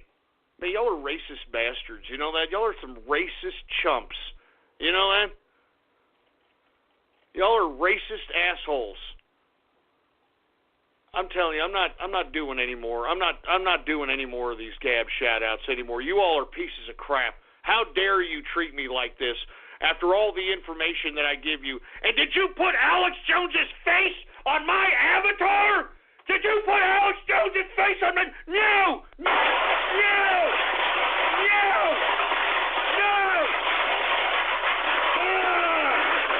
No! Look at my goddamn Gab now, man! Look at my goddamn Gab! These guys put Alex Jones's fat, portly face on my avatar! On my avatar! Man, that's it. That's it! No more Gab! No more... Give me the mic!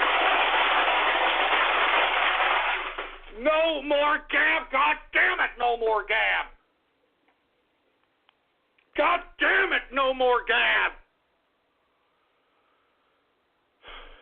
And why do you all keep putting freaking Alex Jones, man? What the hell is that about, man? What's up with you in this fixation? Look, I am not Alex Jones. And secondly, stop promoting his crap on my broadcast. He rips me off. He's been ripping me off for 10 years, and I'm sick of it. I'm sick. I'm sorry. I don't want... Look, let's not get personal here. I mean, you know how it is, you know. Yeah. Hey, you know something? 1776 will commence again, and I'm going to tell you all right now, if you don't buy the super male vitality that gives you the goddamn big-ass boner and protects you from all the goddamn feminist mimickers that'll get into your body and make the freaking frogs gay, well, then you better stop. My filters! My filters! My filters! Enough! Enough. I'm done. Shut up. Stop gabbing at me. Enough of it. I'm enough. Enough. my filters! My filters!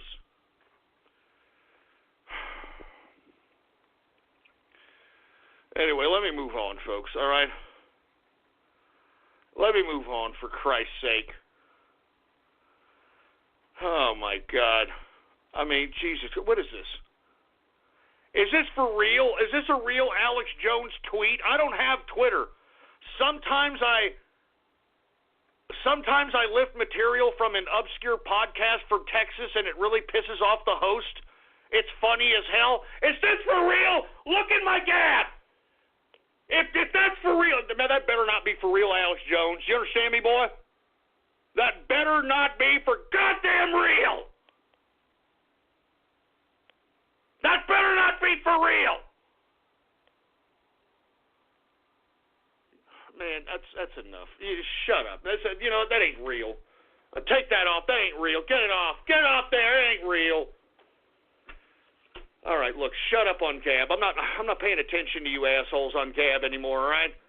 I'm not paying attention to you assholes on Gab, so you all can just take your goddamn little Gab, little gifs, your memes, and your little pissy comments and just shove them up your ass, all right? Just shove them up your clogged up pooper because no one gives a crap. Good God. I'm just pissed off, man. I mean, you all are listening to this, right? You people are all listening to this.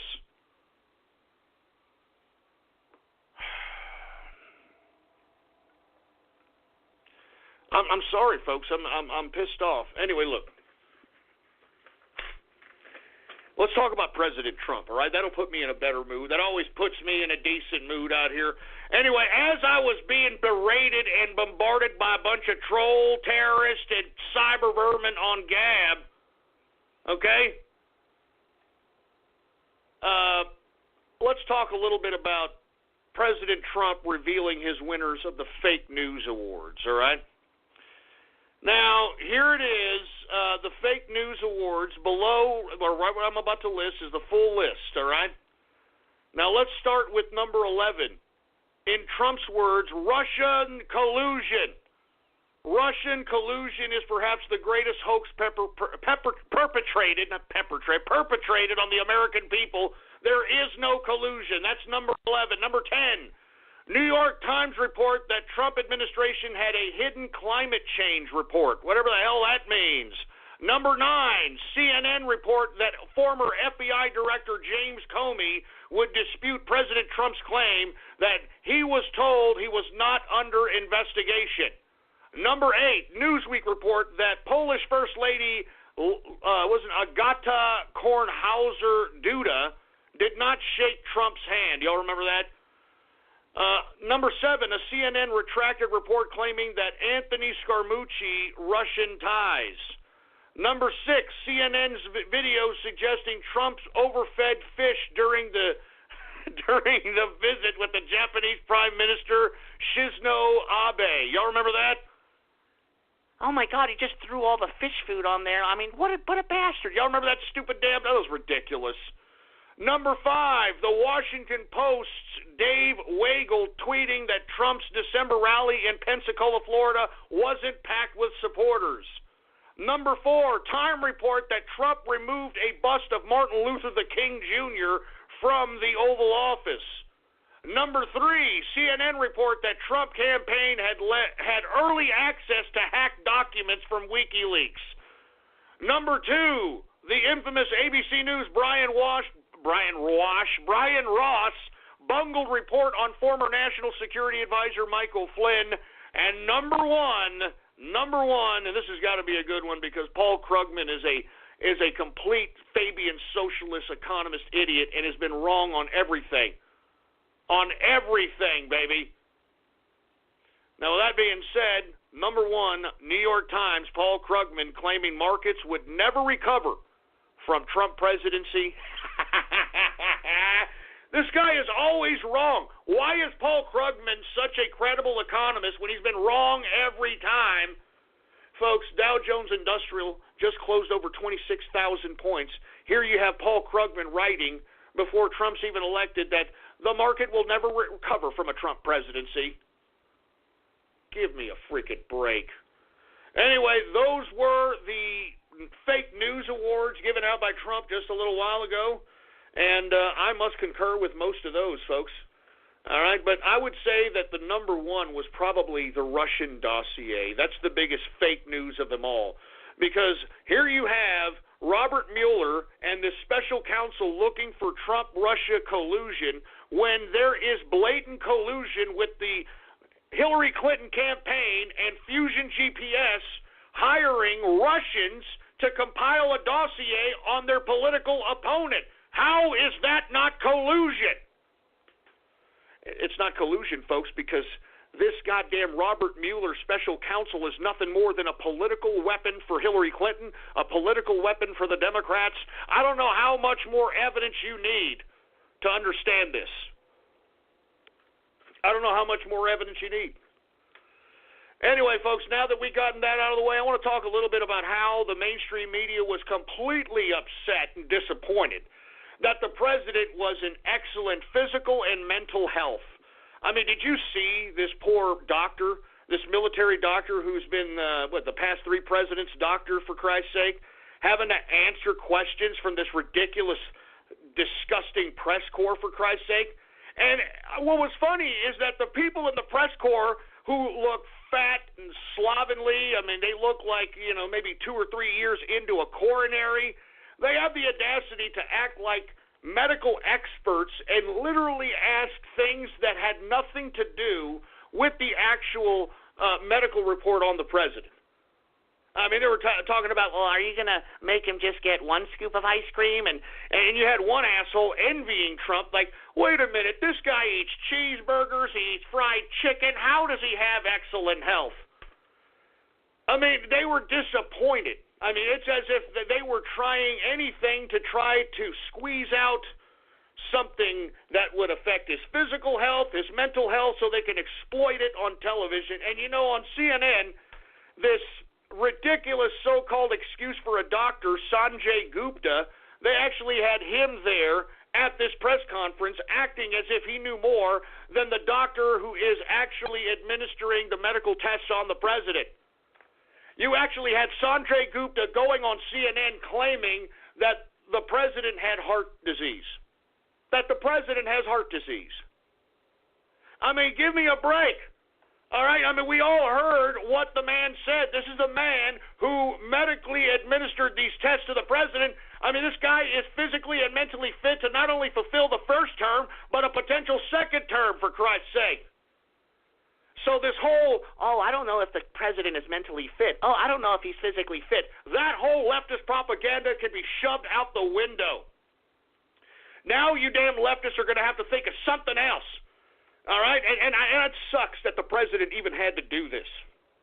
I mean, this was unprecedented. Having the damn president's doctor having a press conference over his health. It's ridiculous that the president had to do this, but he did it just so that he could put all these ridiculous fake news to bed.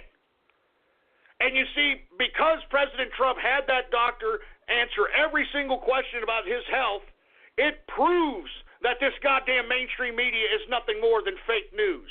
And anyone who is still listening to MSNBC, CNN, or any of these mainstream media outlets to gather their news and information, you are being intellectually lazy, for Christ's sake.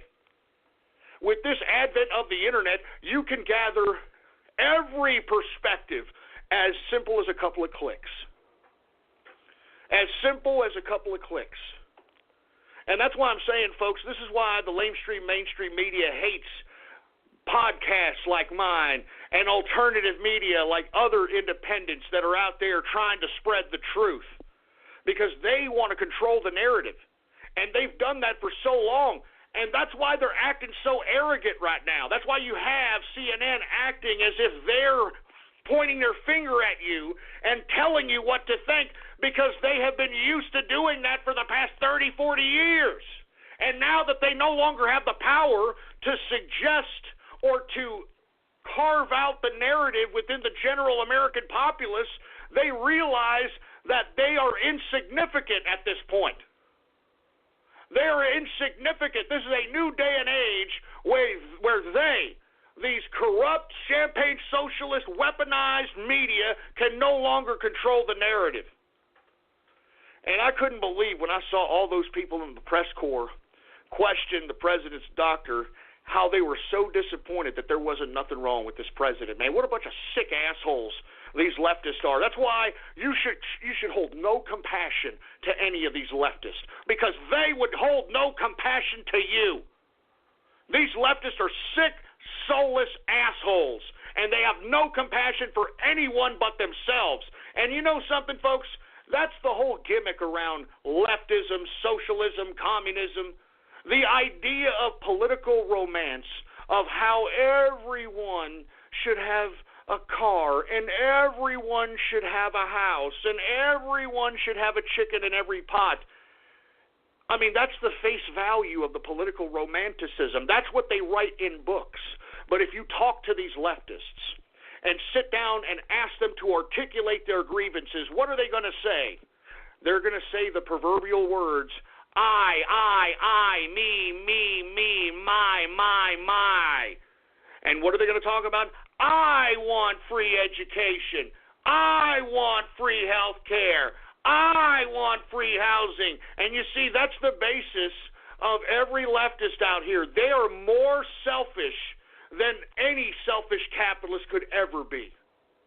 Because for you to utilize the guise of wanting to help the collective when your sole objective is to help yourself, that is the biggest hypocritical, lying, self-righteous idiot on the planet, and that's what every one of those leftists are. They're hypocritical, lying assholes, and they could care less about their supposed common man. All they care about is if they're going to get something for free themselves. If they're going to get something themselves. I mean, there's nothing more selfish than a filthy leftist. Nothing. Nothing more selfish than a leftist, liberal, communist, socialist piece of trash. Jesus Christ. Anyway, I'm going to move on from that, folks. All right, we got a lot of things to talk about. Let's talk a little bit about how Lindsey Graham and Dick Durbin tried to manipulate the President of the United States on DACA. Now, you all remember, folks, last Tuesday when the President was showing his skills on the art of the deal, bringing both sides of the aisle together and having a press conference and saying, look, you need to get this laid out. And he made sure that the cameras were there, and it was a great moment. He said, look, I'm willing to be malleable on DACA, but I want an end to chain migration. I want an end to this so-called immigration lottery system, and I want a wall at the border. You give me those three things, and whatever you come up with DACA, and maybe we can come up with something. Maybe I'll sign the deal. I mean, even President Trump said he'll take the heat. I mean, you couldn't get any more bipartisan than that. I mean, this guy was genuinely trying to go down the aisle. Now, once again, I know there's a lot of you right-wingers out there that are kind of upset at the president that he's even offering to deal with DACA. But lest we forget, folks, that we don't have a unified Republican front out here. It's not as if the president can initiate an end on DACA completely and have every Republican to vote for it so that it can pass. We've got Republicans like Lindsey Graham and John McCain and Jeff Flake and all these other stupid, dumbass Republicans out here that are showing so-called compassion for this whole DACA situation. So President Trump can't, even if he wanted to, try to end DACA through having a straight vote on the Congress because he doesn't have the votes. Republicans are not all on board. They're not unison on ending DACA. So that's why the president last Tuesday put both of their bowls on the table and said, look, I want end of chain migration. I want the end of a lottery immigration, and I want a border wall. You bring me that. You bring me some version of DACA, how to end this thing, and I'll sign it. But they didn't do it, folks. They didn't do it. Let me tell you what happened. While you had factions within this bipartisan attempt at trying to conjure up a bill here, you had Lindsey Graham and Dick Durbin go behind the backs of their own parties and try to propose a proposal to the president and claim that it was a bipartisan effort by many of those participating in crafting this bill. But in actuality, folks, what Lindsey Graham and Dick Durbin were trying to do, they were trying to manipulate the president into signing something that didn't really deliver on what exactly he wanted.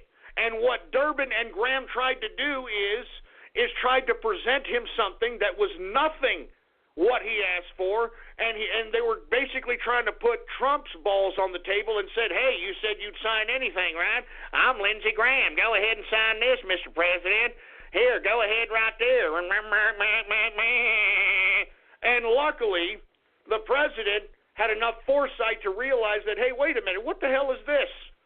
What the hell is this? I thought we had a deal here. And then once the president and his chief of staff started calling around Washington, D.C., and started realizing that many of the players that were supposed to be crafting this bill weren't even involved with Graham and Durbin.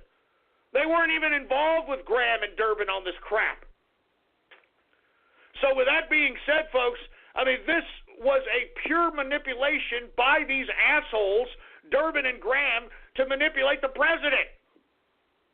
All right, I mean, it's ridiculous. This is what I'm saying.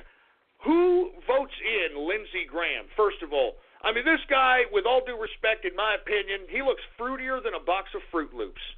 This man looks like, in my opinion, he's probably doing something nefarious on the prostitution circuit, in which he's having foreign objects shoved up his, you know what. It looks that way from my opinion. My opinion. And why does he have so much goddamn compassion for these DACA kids? I mean, did you see what he tried to do? He tried to go out and grandstand, tried to use the media and say, we got to do something about these kids. How does it end? Are we going to just let these kids just sit around? Spoken like a goddamn liberal, man. Spoken like a goddamn liberal. And let me tell you, that's why DACA is gone. DACA is dead.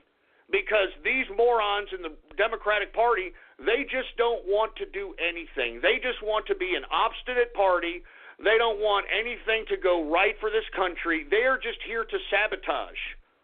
And that's what they're doing. And that's why I'm challenging the Republican Party to challenge the Democratic Party to shut down the goddamn government.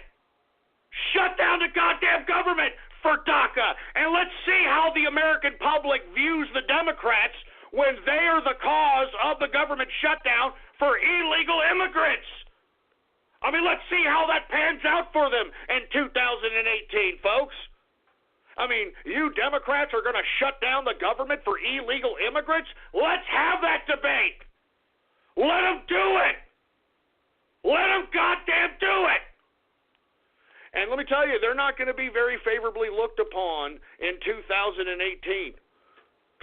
And let me tell you, Lindsey Graham and Dick Durbin, what a bunch of pieces of crap. You are going behind your own colleagues' backs so you could propose a bill in front of the president and have it signed before any of your colleagues that are actually trying to culminate some kind of bill can even propose something. These people are straight scumbags, both of them, Lindsey Graham and Dick Durbin. You want to talk about a classic, disgusting, filthy, soulless, bureaucratic piece of trash? Take a look at these two assholes, all right?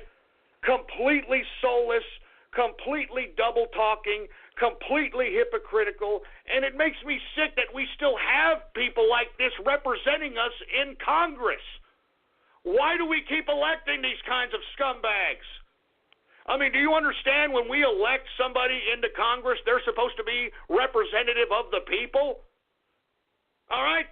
I mean, this does not mean that when you elect these scumbags that they're supposed to be dictator.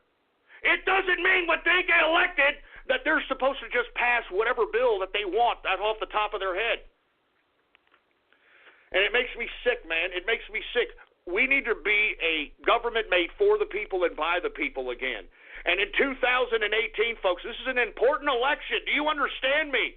This is an important election because if we don't conduct ourselves as a government that's made for the people and by the people, these assholes who took control of our government for the past 30 or 40 years are going to take control of it again, and once again, they're going to throw it down the tubes, and we can't let them do that. Remember, before Trump, You had these assholes in Washington, D.C., allowing international interests to fleece our tax system. We were the ones funding the damn Paris Accord.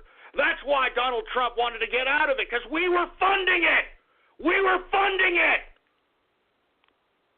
That's why we decided to go ahead and put NATO on notice. Do y'all remember when Donald Trump was at the NATO headquarters giving these NATO members a riot act, for Christ's sake? They looked like they were eating crap when Donald Trump was giving them a tongue lashing.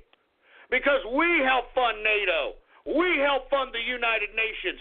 The United States taxpayer has funded all these international institutions and have got nothing to show for it. We've got $20 trillion in debt. $20 trillion in debt. That's what we got. And where did all that $20 trillion go? You know, $10 trillion of that $20 trillion was accumulated during Barack Obama's administration, folks, all right? Where did all that $10 trillion go? I'll tell you where it went. It went into Wall Street's pockets. It went into the pockets of those that donated to the campaign contribution account of Barack Obama and the Democrats. Look up Stimulus Package 2. Look up Stimulus Package 2 and take a look at everybody that got paid in Stimulus Package 2 and watch. And there's a direct correlation, folks, between those that got money in Stimulus Package 2 and the vocal critics of the president today. The most vocal critics of the president today, I guarantee you, got paid off in Stimulus Package 2. These assholes on the left, the media, Hollywood, these people aren't loyal because they're politically motivated. They're loyal because they got paid. They were able to fleece the American tax system. And when Donald Trump got elected, that all came to an end, boy. That all came to an end, and that's why everybody in the swamp in Washington, D.C. hates. They hate Donald Trump. That's why all the bureaucratic institutionalists in the international community hate Donald Trump, boy. Because Donald Trump, this man is a representation. He is a manifestation of the capitalist movement.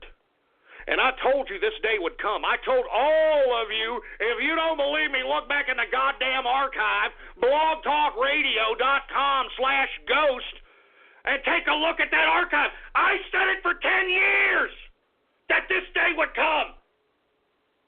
And it's here, boy. It's here. Anyway, folks, I'm just simply stating, man, that we need to conduct ourselves once again, each and every one of you that can vote. We need to conduct ourselves as a government made for the people and by the people. Because if we fall asleep at the wheel again, I don't think that we have another way back. Do you understand? If we fall asleep at the wheel again, there ain't no going back. If we would have had Hillary Rotten Clinton as the president today, it would have been over as America. America would have been over. You know it and I know it. Anyway, let's move on. Let's talk a little bit about sloppy Steve Bannon. He testified yesterday in front of the House Intelligence Committee and apparently didn't answer a goddamn question that they said. He didn't plead the fifth. He was just being verbally evasive. Really pissed off the House Intelligence Committee. And as a result, I don't know if this was a consequence of the lack of cooperation with the House Intelligence Committee, but Steve Bannon has since been subpoenaed by Robert Mueller's special counsel to be questioned. I mean, Jesus Christ, man. Why is Robert Mueller, first and foremost, continuing on? I mean, this man has been tied to so much corruption relating to this special counsel. How is this man still able to legally do this crap? I mean, how much more evidence do we need that this man comprised nothing more than a political weapon as a special counsel? This special counsel is a political weapon for the Democrats. I mean, Peter Strzok, huh? I mean, give me a break. I mean, look at all the people that were related to Mueller's team, that are partisan, that were pro-Hillary, that are anti-Trump. How is Robert Mueller continuing on with this goddamn special counsel, for Christ's sake, man? Everyone on the Trump train should be calling their congressman and telling them to end this charade.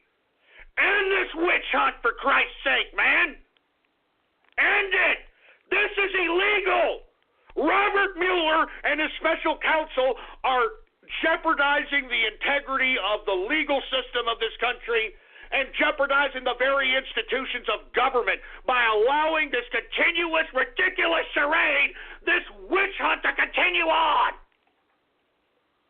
I can't believe this idiot can continue on with this crap. Wake up, people, goddammit. Tweet at your goddamn congressman. Facebook message your goddamn congressman. Email your goddamn congressman, man. Robert Mueller and his special counsel should be illegal. It should be illegal. His stupid freaking political counsel is nothing more than a political weapon. Wake up. I mean, is anybody listening, for Christ's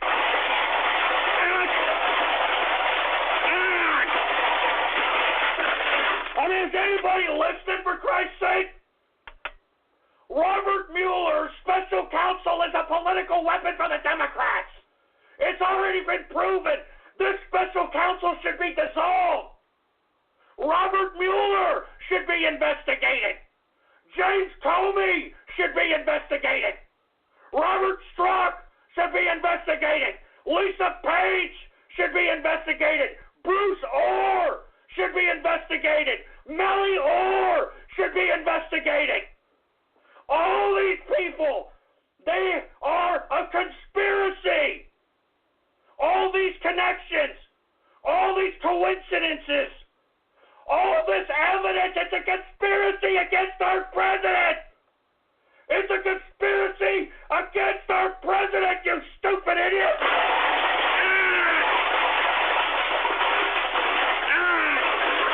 Wake the hell up! Wake up! It freaking pisses me off. This goddamn Robert Mueller special counsel should be illegal. God damn it. Give me the mic, man.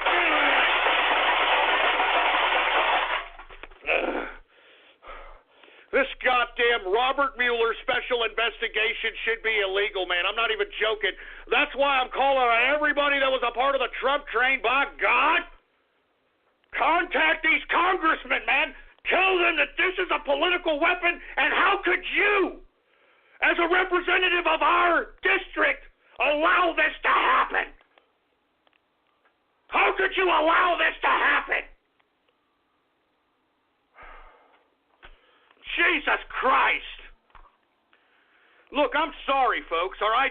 I'm sorry I'm going off keister here, but I am angry that this asshole Robert Mueller, who was once the FBI director during 9/11, and look, I'm not going to let anybody forget that Robert Mueller directed his FBI agents to confiscate every video camera footage that surrounded the Pentagon, every video cam footage from a gas station, from a hotel, from a parking lot, anywhere.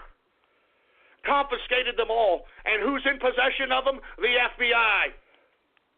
The FBI. This was this asshole. Not to mention, Robert Mueller was also the FBI director during the Uranium One situation, in which Hillary Clinton and Barack Obama allowed Russia to buy 20, I don't know how much percentage of our uranium. Anyway, look, it's ridiculous, all right? I can go on and on. I mean, there's so much evidence. Why aren't these people in jail? That's why I keep saying, are these people too big to jail? Is James Comey? Is Peter Strzok? Is Bruce Orr? Is Nellie Orr? Is all these people, are they too big to jail? Is Robert Mueller too big to jail? Wake up, man! This is a government made for the people and by the people, but the people have to be aware. The people have to be awake. So wake up! Wake the hell up! Jesus Christ! It pisses me off, man. It's as if I'm the only one that's pissed about this illegal activity that's happening with Robert Mueller and his special goddamn investigation. Give me my drink, for Christ's sake.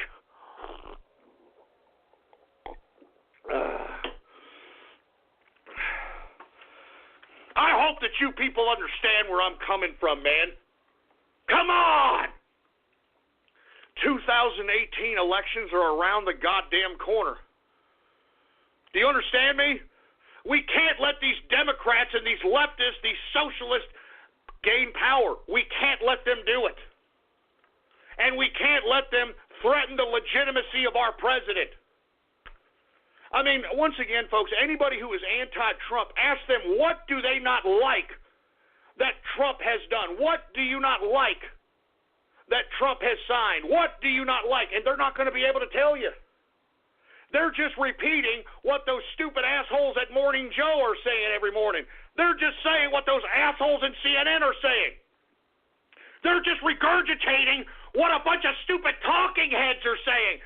They don't know why they don't like this president. This president is pro-America. This president is pro-America, and every policy that he has signed into law has been pro-America. So if you don't like Donald Trump, then by God, you are anti-American. If you don't like Donald Trump, then you're spitting on our troops.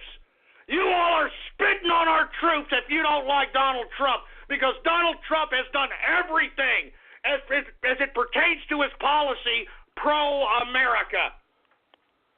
So by God, if you don't like Donald Trump, then you're an anti-American piece of trash. Get the hell out of the country if you don't like him, man. Get out! Get the hell out of here! We don't want you!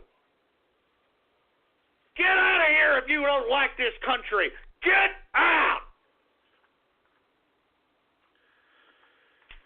Jesus Christ. I'm just pissed off, man. I'm pissed off. I hope you're just as pissed off as I am. Anyway, folks, let me move on. I'm getting off keister. Let's just move on here. All right? Now, speaking of which,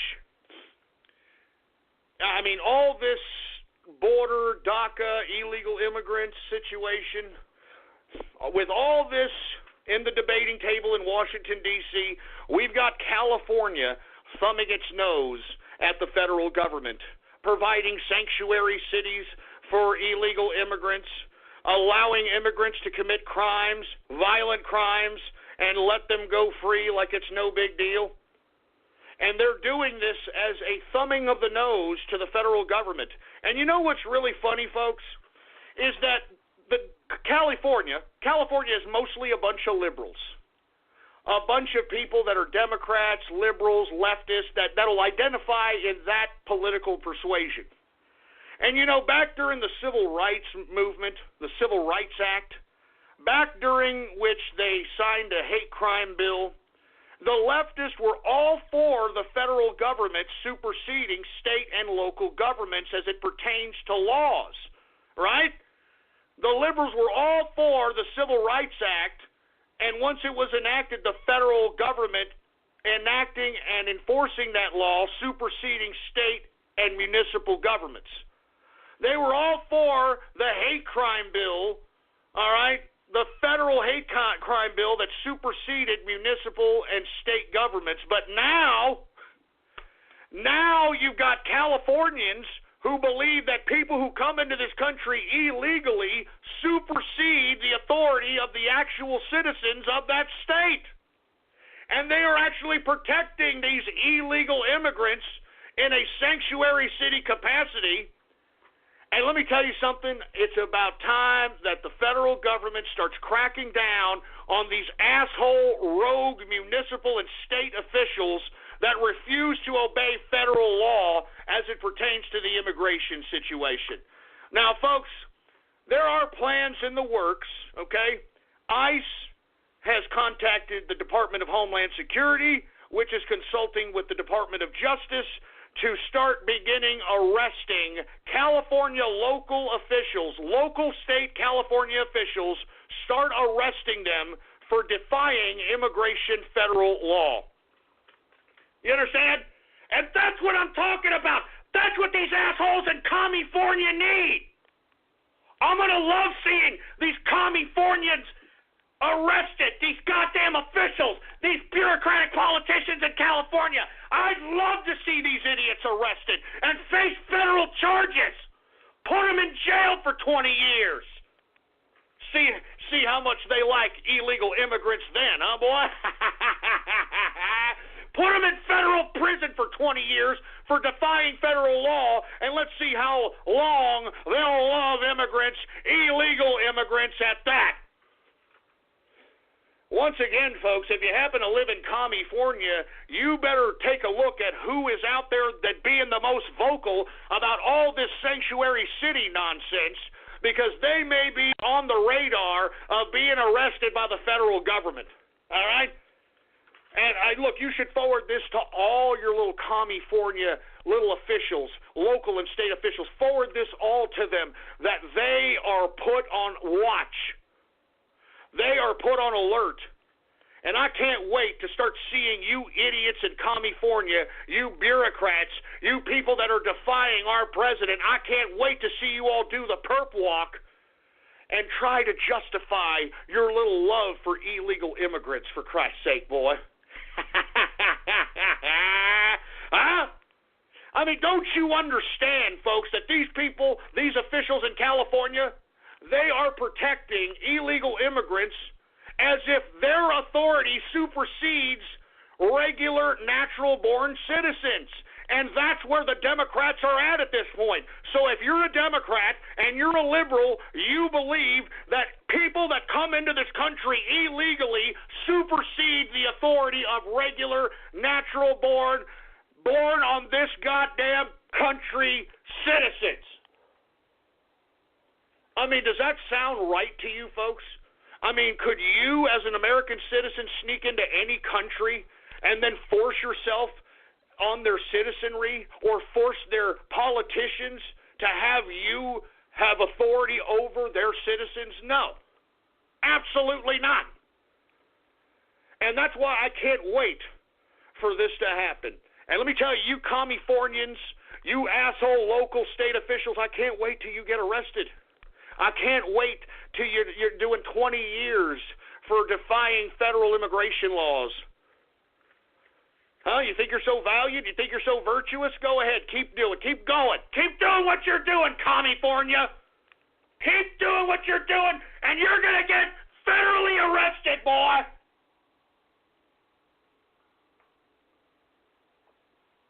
Anyway, folks, we are now in the third and final hour of the True Capitalist Radio broadcast. And, of course, I am your host, the man they call Ghost. And once again, folks, I want to thank you very much for tuning in with me. Before we get started on anything else, I'd like to remind everybody to please spread it around like wildfire and let everyone know that True Capitalist Radio is in effect and in the house. And we are live every Monday, Wednesday, and Friday, 6:30 p.m. Central Standard Time, right here on the official website of the True Capitalist Radio broadcast, and it is blogtalkradio.com/ghost. That's blogtalkradio.com/ghost. And, of course, if you have not done so, please follow me on Gab. It is the last bastion of freedom of speech on social media today. You can follow me on Gab under the name Politics Ghost. All one word, no underscores. Politics Ghost is the name to follow. Now, before we move on to anything else, folks, I want to remind everybody we are about to pull off the True Capitalist Radio swag, baby, all right? So if you're interested in it, take a look at my Gab. Take a look at my Gab. Check out my Gab. And get some True Capitalist Radio swag, baby. Go out and represent how true of a capitalist you are and trigger all these goddamn leftist, liberal, bedwetting hippies out here, boy. Take a look at my Gab. Hi, I'm a helpful Southern California Honda person, and recently we've been doing random acts of helpfulness, like donating shoes to children in need and helping a music therapy facility with new instruments. And we can help you too with a great deal on an award-winning Honda, like the all-new and completely redesigned Accord. A Car and Driver 10 Best a record 32 times. Click the dealer locator link to find a dealer near you, and go to SoCalHondaDealers.com to suggest a random act of helpfulness for someone you know. Car and Driver, January 2018. Anyway, with that being said, let's go ahead and move on, all right? Let's go ahead and move on here. Let's since we were just talking about California and how they believe that people that come into this country illegally supersede the authority of everyday American citizens, let's talk a little bit about Eurocuck EU. Eurocuck EU, folks. Now, for you folks that are unaware, the German and Austrian chancellors met here recently, and believe it or not, they started touting border security. What? Wait a minute. Angela Merkel is actually talking about border security? This is the broad that allowed the complete and utter invasion of the EU. I mean, most of the nation states of the EU with these wild Yehudis. These damn wild Yehudis. She allowed these wild Yehudis to come into the EU, and now she's talking about border security, boy? Give me a break. Give me a goddamn break. Anyway, Angela Merkel says that she wants to secure the EU border to reduce, quote, illegal immigration. What? What are you talking about? It's already too late. It's already too late, Merkel. You've ruined your country. You've ruined the EU. You've ruined it. And do you care? I mean, I can tell by the look in your disgusting, soulless, wrinkly, leather bag-looking face that you don't give a crap. I can tell. But can you believe this, folks? While you have the Democrats over here not wanting to secure our borders, wanting to leave it wide open, wanting to bring in more terrorists with this lottery system, with this chain migration, leaving the border wide open with no wall, here you've got the Eurocucks now all of a sudden starting to finally talk about border security. Huh? Yeah, now they're finally starting to talk about border security. But there is a little bit of a preface to this. Even though Angela Merkel wants to secure the EU border to reduce illegal immigration, she did say that the EU should still help migrants if they happen to still get through the borders. Oh, what kind of sense does that make? What kind of liberal garbage? What kind of hypocritical crap? I'm sick of these socialists. I'm sick of these communists. I'm sick of these leftists. I'm sick of them being hypocrites, saying both things at the same time, and everybody being too stupid to recognize it. I'm sick. Damn it. I mean, how in the hell are you going to talk out both sides of your mouth, you stupid, dumb, wiener schnitzel-eating broad? Jesus Christ. Jesus Christ, man. How the hell are you going to talk out of both sides of your goddamn mouth? Give me a break, man. No wonder Europe is so cocked. No wonder Europe is so cocked, man. Good God, wake up, Eurococks. Wake up. Give me the mic. Jesus Christ, man. I mean, why do these goddamn liberals do this, man? I mean, it's like a psychopathic reaction. I mean, they literally talked out both sides of their mouth, man. I mean, look, I don't want to give this too much airtime. I really do not like Angela Merkel, okay? I really don't like Angela Merkel, and I hope that she's not the prime minister. I know they're still trying to gather a government over there in Germany. I hope that she is not, all right, the chancellor after they try to find a new government here. I'm serious.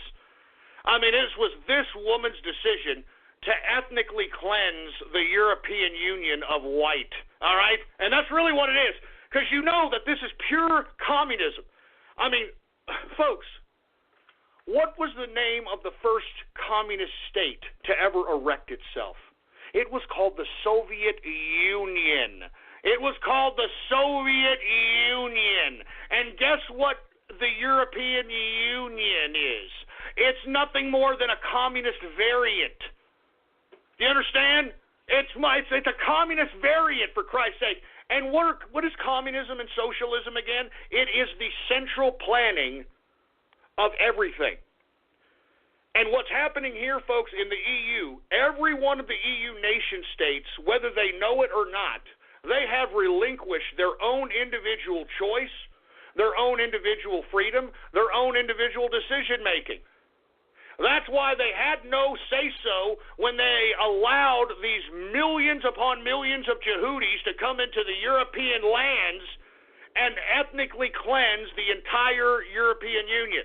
Because lest we forget, folks, that's why these European authorities, that's why they don't care if these Yehudis are raping white Swedish women, white German women.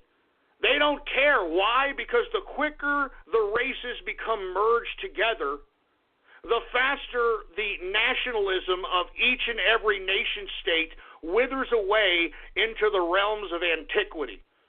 Do you understand? I mean, that was the whole purpose of bringing in these Yehudis. So there is no more identification of member states. There is only the identification of a European Union. Why do you think they always have that New Europe festival every year? Oh, it's New Europe, dude. Oh, it's New Europe. Stupid Euro cucks. And look, did you have a decision? Was that your decision to make, to let a bunch of wild Yehudis into your country so that they could ethnically cleanse your culture? Was that your decision? No, that wasn't your decision. That was the European Union's decision. And that's why you folks in the European Union, y'all are screwed, all right? Y'all are completely screwed. I'm just saying, man. I'm just saying. I mean, now you've got the European Union wanting its own army. Now, it doesn't want its own army just because it could potentially fight wars with outside forces. It wants an army so that just in case some of these countries get uppity, like Hungary or Poland, they can just send the European Union army in there to seize the whole goddamn government. I'm just saying. I mean, this is what this is all about. European Union is a communist variant. And if you don't think so, then you're an idiot. All right? That's why you're a complete cuckold. All right? Anyway, let me continue going, folks. Speaking of the EU and UK, let's talk about the UK. Okay, first of all, I don't want to talk about Brexit because I don't think it's going to happen. I don't think it's going to happen. I mean, right when Theresa May was put in as prime minister, I said back then that this seems like the kind of woman that's just going to kick the can down the road until everybody forgets about Brexit and then just forget about it. It's going to be a memory. No one's even going to care once enough time goes by. And folks, enough time has gone by. I mean, folks, you've got the EU now saying that, look, if the EU wants to come back, it's okay. We won't do anything about it. Just come back to the EU. We'll come back. Give me a kiss. I'm not joking. The EU is like, look, we know you made a mistake. Don't worry. Come back. All right, come over here. Come back to the EU, baby. All right. I'm serious, man. The EU, they just came out today and said, baby, come back. You can blame it all on me. You know that. I mean, serious. And you know what the UK is going to do? They're going to do it. Because of this leftist piece of wannabe conservative trash called Theresa May. As a matter of fact, I don't even really think that, I don't even think there is a conservative party anymore in the UK. I'm serious. I don't even think there is a conservative party. Because there was a member of the House of Lords, which was a senior member of the Conservative Party, who suggested that he would rather see a Jeremy Corbyn government than to see a soft Brexit. A Jeremy Corbyn government? What are you talking about? Anyway, look, I didn't mean to talk about Brexit. You know, all you folks in UK at this point know it's not going to happen. It sucks. And let me tell you something. That's the last vote. That's the last vote that you will ever get as a people in the UK again. Always remember, they will never give you another vote again. Anyway, the reason I brought up Theresa May is because she has decided to create a new ministry of the UK. It is called Ministry of Loneliness. Oh, Jesus Christ. Christ, man. Ministry of Loneliness? Well, why don't you go volunteer, you lazy prick? Why don't you go do some socially interactive event? Ministry of Loneliness? Give me the mic.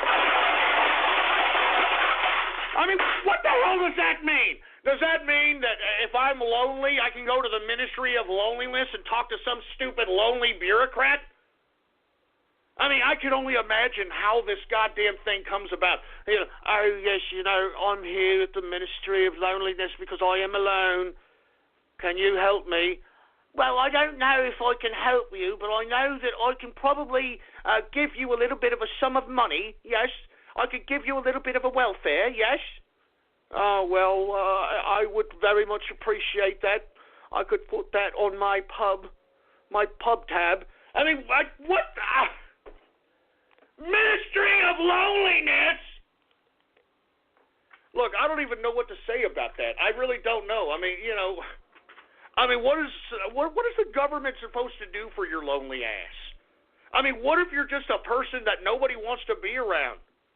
I mean, that's why I watch this. There's an in real life streamer that I occasionally watch. His name is Burger Planet on YouTube. And you want to talk about one of the most disgusting, autistic, pathetic waste of life human beings on the face of the planet? It's this guy. It's this guy, okay? And, he finds himself, feeling sorry for himself all the time. He's always feeling depressed. And the reason is because he's an autistic, antisocial moron. And he just doesn't know when to shut his stupid, dumb, autistic mouth and just ask questions and go with the flow, all right? And he's always wondering, and look, he's the reason I watch him is because he's an embarrassment to life and he's funny. So if you think that your life sucks and you think that you're an antisocial prick, I would strongly advise you to watch this Burger Planet asshole on YouTube whenever he goes live. He's an in real life streamer, okay? I mean, take a look at this asshole on what not to do when socially interacting with people. The guy's a completely annoying prick. And then when he gets drunk, oh, my God, this guy starts sexually harassing women. I mean, and you see, what if this guy goes to the Ministry of Loneliness? What is anybody supposed to do for this fat piece of annoying trash? Give me a break, the Ministry of Loneliness. Man, UK, you're already cucked too, man. I'm sorry. Anyway, look, I'm going to go with this last issue, and then we're moving on to Radio Graffiti. I do want to say that North Korea, and I want to thank the President of the United States, Donald Trump, for making this happen, for posturing and saber-rattling and doing what he had to do so that he could make Kim Jong-un bow down and do something that he hasn't done or the regime of North Korea hasn't done in over 30 years. Now, for you folks that don't know, even though Donald Trump took all kinds of heat from the media, calling him irresponsible because he was supposedly playing diplomacy through nuclear warfare on Twitter, and everybody's like, oh, my God, he's going to get us into a nuclear war over Twitter. Oh, my God. Are you kidding me? He got into the head of Kim Jong-un, you dumb morons. He got into his head. I mean, all you got to do is take a look at Kim Jong-un in that New Year's address that he gave his people, for Christ's sake. It looked like he got a makeover from Queer Eye for the Straight Guy, Korean style. Or Gundam style. I'm serious, man. The guy was in a new suit. He got himself some hipster glasses. I mean, he has his hair slicked, look like he got a facelift going on. I mean, Trump got in this guy's heads. Well, now North Korea has done something unprecedented. All right, first of all, North and South Korea met on a bilateral basis here recently. And what culminated from that? I'll tell you what. North Korea has agreed to send an orchestra, 280 North Korean cheerleaders, athletes, into the South Korean Winter Olympics. Now, this is unprecedented, folks, because what's going to happen here, they have agreed in this bilateral sit-down to not only allow North Korea to send in representatives into South Korea for the Olympics, but there is a plan on marching together at the Olympic opening. Unprecedented, man. Unprecedented. North and South Korea will march together, unified, at the opening of the Olympics. I mean, do you understand? How come the President of the United States is not getting more credit for this? I mean, what he has done through his style of diplomacy has yielded more than 30 years of diplomacy, 30 years of paying these people, 30 years of this crap. I mean, do you understand? Donald Trump made this happen. Donald Trump made North Korea want to bilaterally sit down with South Korea. I mean, what it sounds like, folks, is that North Korea may want to incrementally unify once again. And it didn't take any war. It didn't take money. It just took peace through strength. Peace through strength. And that's all it was, folks. I always said that there was going to be no war between North Korea and the United States. That this was all posturing. And the reason I knew this, folks, is because remember when Kim Jong-un said he was going to send a ballistic missile to Guam, which has one of our U.S. bases on there, and he did not send the missile on the date that he said he was? I knew right then and there that he was all talk.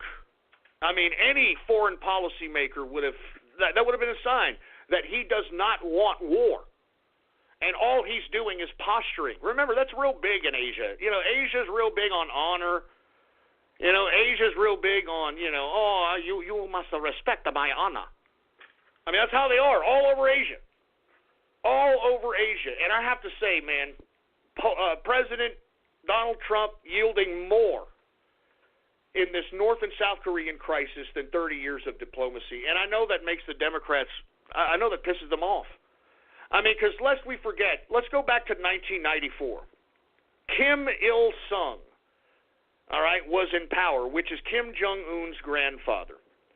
Now, Kim Il-sung started talking about wanting to build nuclear weapons, and there was something called the six-party talks where, you know, North Korea had to sit down with 6 different countries, which comprised of the United States, Russia, China, Japan, and South Korea, and of course North Korea being the 6th. And North Korea didn't want the six-party talks. They wanted bilateral talks with America. And once Bill Clinton came into power, Bill Clinton said, "Hey, you know, why aren't we just sending somebody over there? I don't understand it. We'll just go talk to the man. I don't get it." So he goes and sends Madeleine Albright to North Korea, and they come up with something called the Joint Framework Agreement, and basically give Kim Il-sung the light water reactors, and we basically build their electrical grid for them under this Joint Framework Agreement. Then George Bush Jr. comes into power and says that he is not going to oblige this Joint Framework Agreement, and that's when Kim Jong-il decided in 1999, right before the election of George W. Bush Jr., he decided to kick out the UN inspectors, kicked out the IAEA, and decided to turn his reactors on so that he can enrich nuclear material. And ever since then, folks, this has been a thorn in our side. And it took peace through strength, the Make America Great Again foreign policy by Donald Trump, to yield what 30 years of diplomacy could not yield. And why no one is talking about this on the mainstream media is because they're anti-Trump.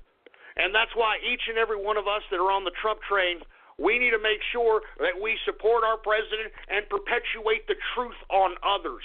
Because this is one of the most weaponized medias I've ever seen against a president in my entire life. In my entire life. So, with that being said, folks, I don't know what people want out of my president here. I don't know what people want out of Donald Trump. But it just goes to show you it's very easy just to hate somebody who wants to help somebody. You know? I mean, didn't Machiavelli say that? It's better to be feared than loved. Because even though everybody may love you, one person is going to kill you. One person may kill you.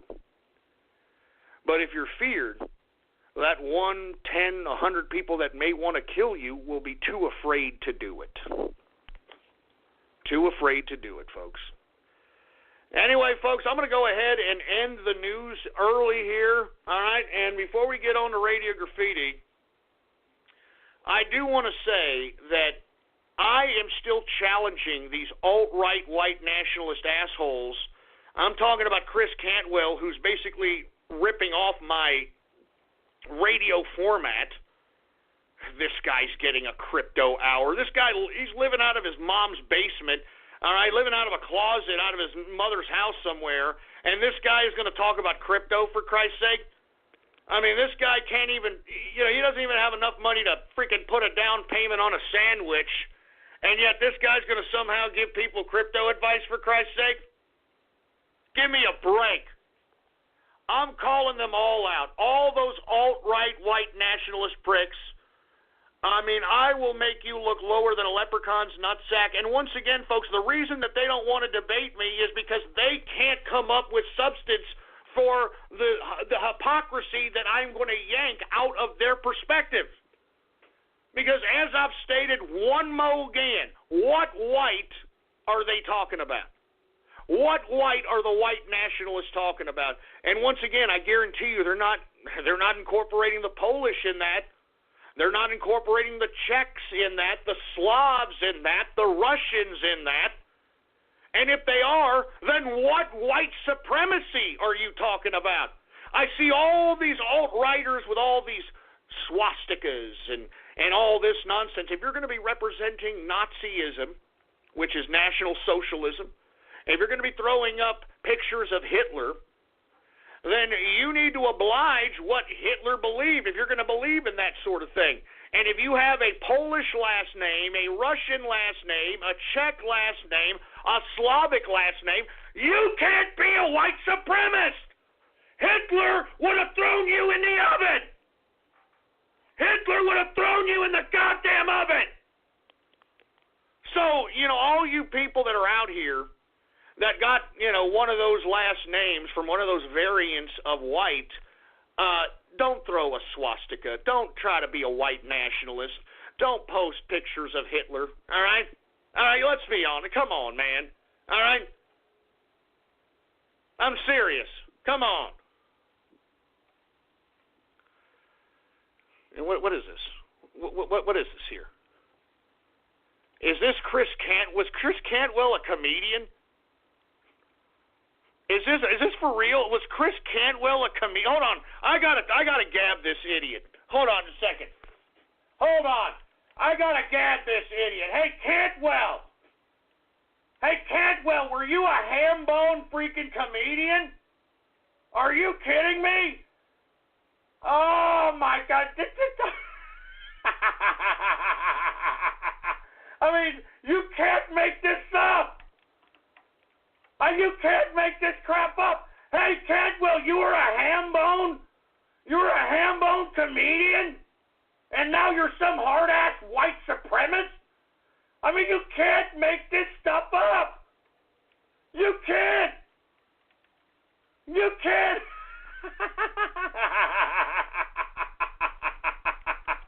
I'm sorry, folks. I mean, but that's what I'm talking about with the white nationalist movement, man. I mean, it's a joke. It's as big of a joke as Black Lives Matter. It's as big of a joke as Black Lives Matter. Because look, take a look at Black Lives Matter. Black Lives Matter is being led by a guy named D. Ray McKesson. D. Ray McKesson is a open power bottom homosexual. All right? Open power bottom homosexual. Okay? I speculate, in my opinion, that he's a pothole because he is an AIDS HIV activist. And typically, I mean, when you're an AIDS HIV activist, you've got the AIDS. So with that being said, I mean, You can't get any more hypocritical than that. Here, everybody, check out my gab, all right? Check out my gab. Here is Chris Cantwell in 2012 as a ham-bone comedian, and now this guy is a hard-ass white supremacist? I mean, you can't make this garbage up. Take a look at my gab, for Christ's sake. Good God, this is white nationalism. And you should see his counterpart. What the hell is this guy's name? Andrew Anglin? Andrew Anglin is a 5'2" manlet who used to be an anti-racist vegan. Then he decided to, rebel against his parents who raised him in a country club or some crap, all right, and decided to become some white supremacist or something. It's freaking ridiculous. It's freaking ridiculous. And hey, Cantwell, if you're listening, by all means, call up right now if you've got the balls, all right, but you don't. You're a phony, just like all of you alt-right white nationalists. You're a bunch of phonies.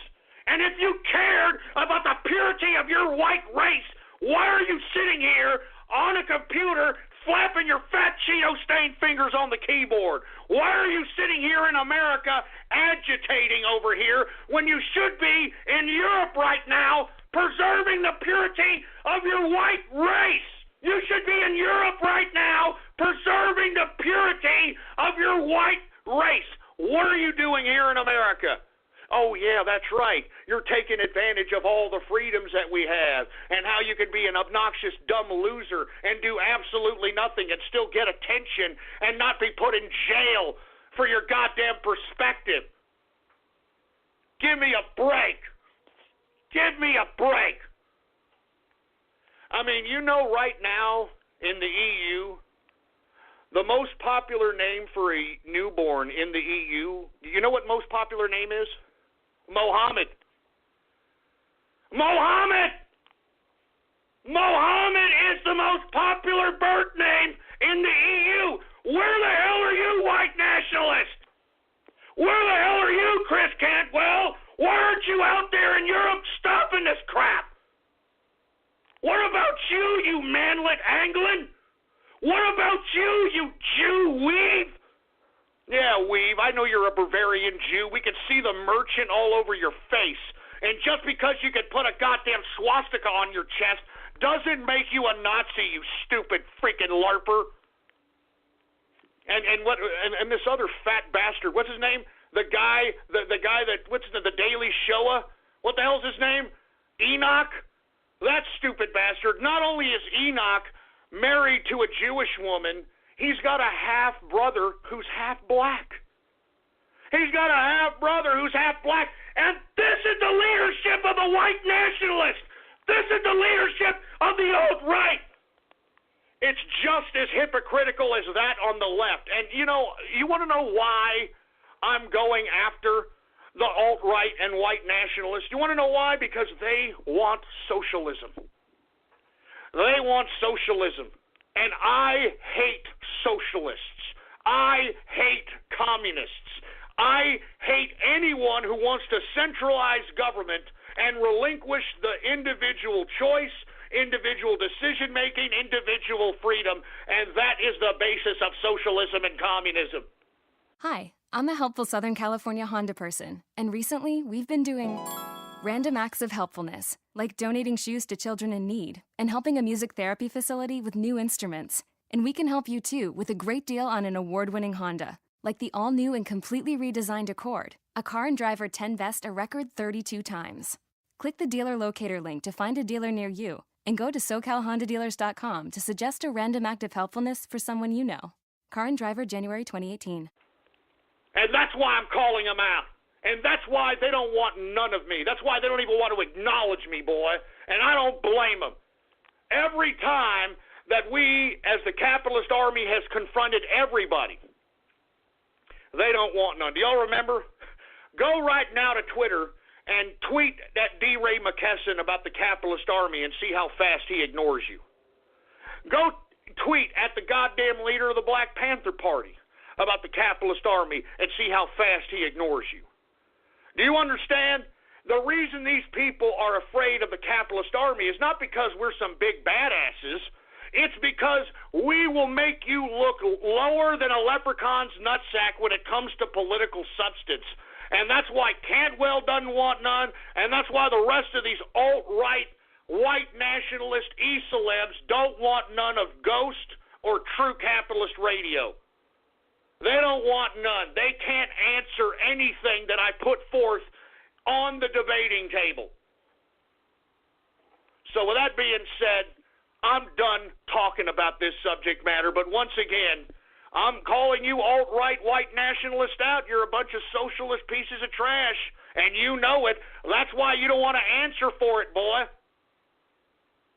That's why you don't want to answer for it there, boy. Jesus Christ. Hold on. Is this for real? Is this for real here, or is this a troll? Here, let's see if this is for real. Hold on. Let's see if this is for real here, folks. Let me see if I can make a call here and see if this is for real. I got to see it. I'm sorry. If we can get an answer, great. If not, I'm moving on to Radio Graffiti. I'm not playing this game anymore. Let's see what we got here. Nah, man, ain't nobody answering this phone, man. Look at they're punks. Ain't nobody answering that phone. They're punks. Anyway, with that being said, folks, let's just go ahead and get to everybody's favorite part of the broadcast. And I'm talking about Radio Graffiti. And hey, by the way, look at this. Look at this. Somebody just tweeted at D. Ray McKesson and said capitalist army. And look, they already blocked him. They already blocked this person that said I'm telling you, D. Ray McKesson fears the capitalist army, baby. He doesn't. I mean, this power bottom fruit bowl doesn't fear the alt-right. You understand? This power bottom fruit bowl doesn't fear the white nationalists, but they fear the capitalist army, boy. They fear the capitalist army. Take a look at my gab. They're already. I mean, D. Ray McKesson's already ignoring anyone who says capitalist army to him. You want to know why? Because he knows better, boy. He knows better. Anyway, let's get to everybody's favorite part of the broadcast, and I'm talking about Radio Graffiti. That's right, folks. Radio Graffiti, the part of the broadcast where the spectators become a part of the spectacle. All you've got to do is give me a call right now at 516-453-9903. And when I call on your area code, you've got exactly 3 to 4 seconds to say whatever it is that's on your mind. That's why we call this Radio Graffiti. And before I do this, let me get a freaking drink of this beer here.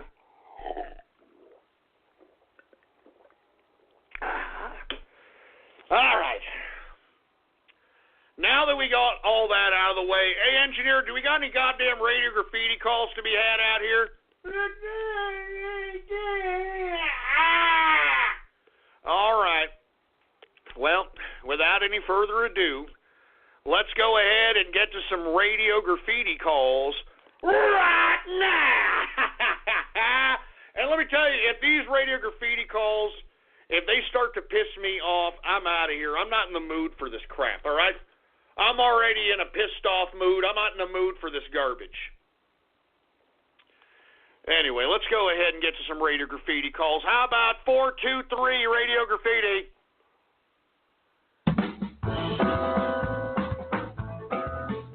We got Tyron Radio Graffiti. Hey, I'm Ty Lopez. I like Bitcoin. I know things. Oh my God, hook it up. Hey, what's this Bitcoin thing? Oh my God, it's really weird. I know things. Buy my book. Buy my class. I'm Ty Lopez. Oh my God, I know Bitcoin. I mean, I actually find that funny, all right? Because look, I think that Ty Lopez. Look, I'm not going to tell you what I think of him. I don't think too highly of him. All right. I mean, I think he's like a very poor man's Tony Robbins.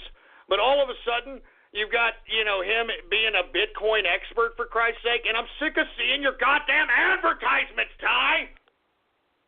I'm sick of it. I'm sick of it every freaking time on YouTube, on anywhere. Hey, I'm Ty Lopez. I know Bitcoin. Look at my Lamborghini and the chicks with the bikinis. Buy my book now. I know Bitcoin. Go eat a freaking burrito, you stupid, dumb idiot. How about 256 Radio Graffiti? Yeah, Jesus Christ, you're taking too long. How about 321 Radio Graffiti? Hey, Ghost, I have two things to say. For those people who say you're a father to them, the only thing your father are is to true capitalists. And another thing, anybody who's invested in citrus in Florida, be careful. There's a cold front coming in, and it's going to freeze all the trees. Oh, man, hey, if it's going to freeze all the trees, then that means it's going to be an increase in orange juice futures. Remember that, baby. Thank you very much for calling, man. How about 651 Radio Graffiti?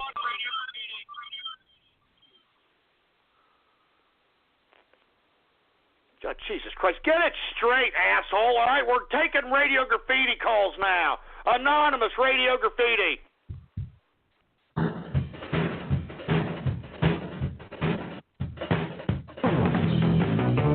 Chalk my dick. Chalk my dick. Chalk my dick. Chalk my dick. Chalk my dick. All right, we get it, you stupid idiot. Man, I thought we got rid of that guy years ago already. I thought that guy was over.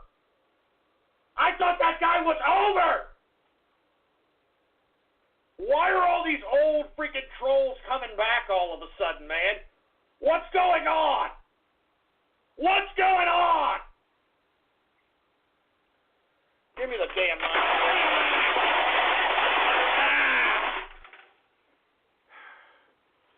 Jesus Christ. What's up with all these old trolls coming back, for Christ's sake, man? Go away! 507 Radio Graffiti.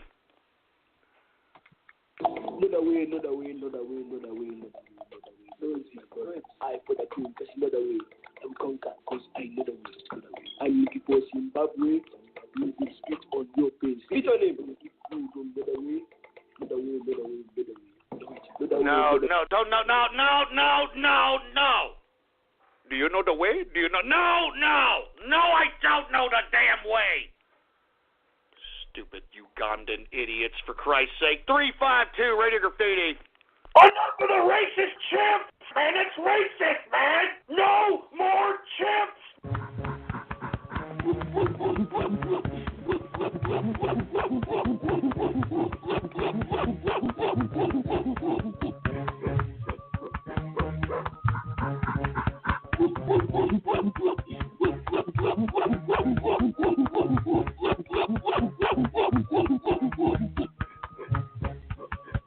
Jesus Christ, you freaking racist.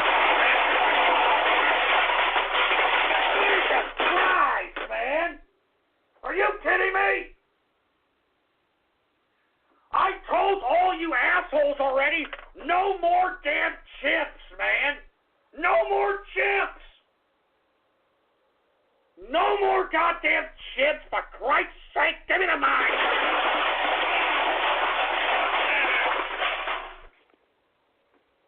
No more damn chimps, man. Jesus Christ, man. 352 Radio Graffiti. Seriously, Samsung. Radio Graffiti. Yes! I freaking love Man Frank. Body pillow. Oh, you keeper.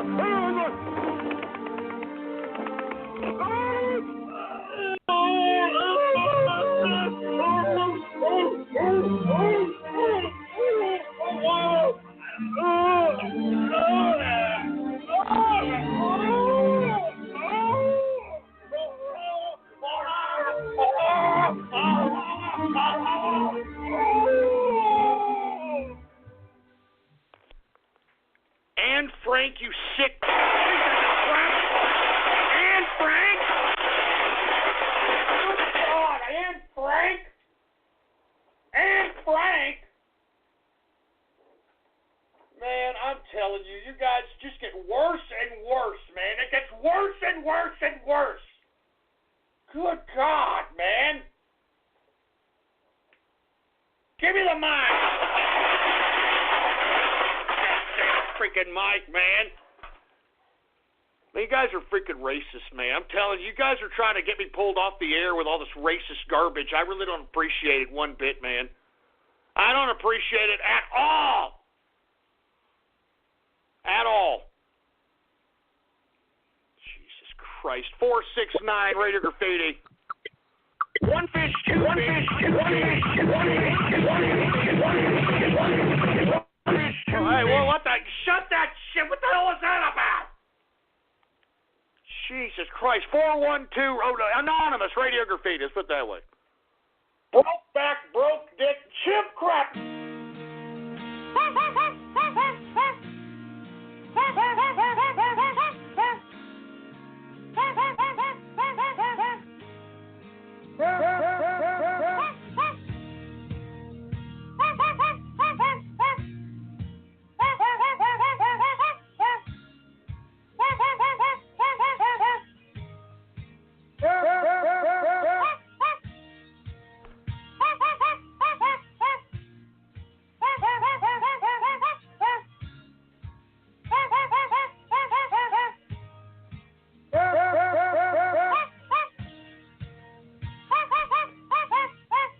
Wait a minute, was that a chimp singing freaking Nickelback? Jesus Christ, man. I mean, when are you all gonna give up with the damn chimps, man? Enough of the goddamn chimps, man. What is this, nickel chimp? Jesus Christ, man. I mean, come on, man. Come on. Give me the goddamn freaking... Jesus Christ, what a freaking... what a fruit bowl freaking Wednesday, man. What a fruit bowl goddamn Wednesday, for Christ's sake, man. I'm just sitting here, I'm just trying to have a decent freaking broadcast, man. I'm just trying to have a decent broadcast, man. Anonymous Radio goddamn Graffiti. Hey, Ghost, I'm glad the support for the show is getting bigger, and I like that the Trump train is getting bigger. In fact, it's getting nigger and nigger and nigger and nigger. Yeah. You know what? You could barely sputter out that sentence fragment, for Christ's sake, man. What is English your second language, you stupid, incompetent moron? Learn how to spoke it. 256 Radio Graffiti. I see China all the time. The big lie. Obamacare. $5 billion we sent to the website. I hire people. They do a website. It costs me $3. Free trade can be wonderful if you have smart people. But we have people that are stupid. I like China. I just sold them. I don't even get what the hell that splice was about there, you moron. 248 Radio Graffiti. Hey, Ghost. The reason why they have that Ministry of Loneliness in Britain now is because I think they want to do gay-arranged marriages with these wild Yehudis. Quite frankly, I mean, what better way to remove the national identity than to just force the government to have the government force them to marry? Well, that's a very good point. I mean, I don't think. Man, I don't even know what's going on in Euro-cuck land. Man, they should be ashamed of themselves, but they're not. 323 Radio Graffiti.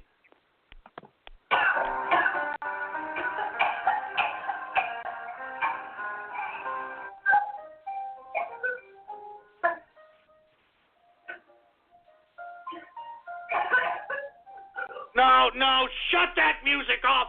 Shut up. I know what that is, and you're sick. You're a sick pervert. Anonymous Radio Graffiti.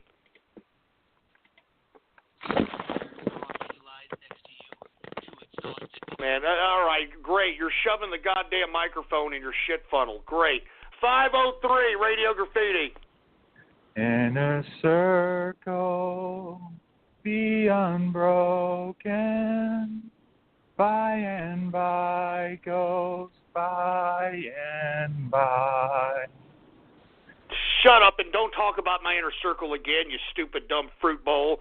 All right, it sounds like you're, shoving a large piece of furniture up your ass, looking at 1988 swim trunks of Greg Louganis. All right, 305 Radio Graffiti. Do you know the way? Know the way? I do like know the way. We must find a way, not find a way.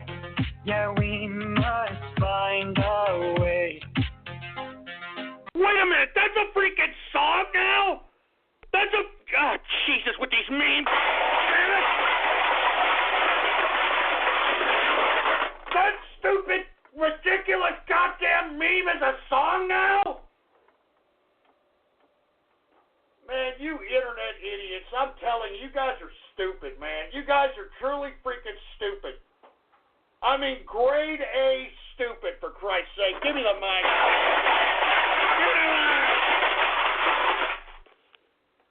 Grade A stupid.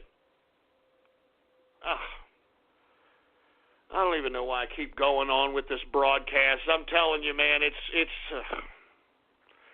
412 Radio Graffiti. Praise the sun!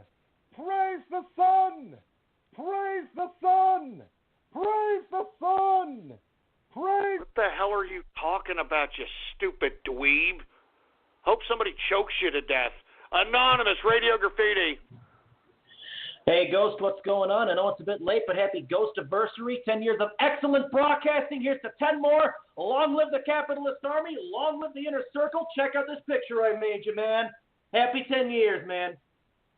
Hey, thank you. I think that is the Teutonic Plague. I haven't heard from him in a minute. He kind of snuck on there. How about 321 Radio Graffiti?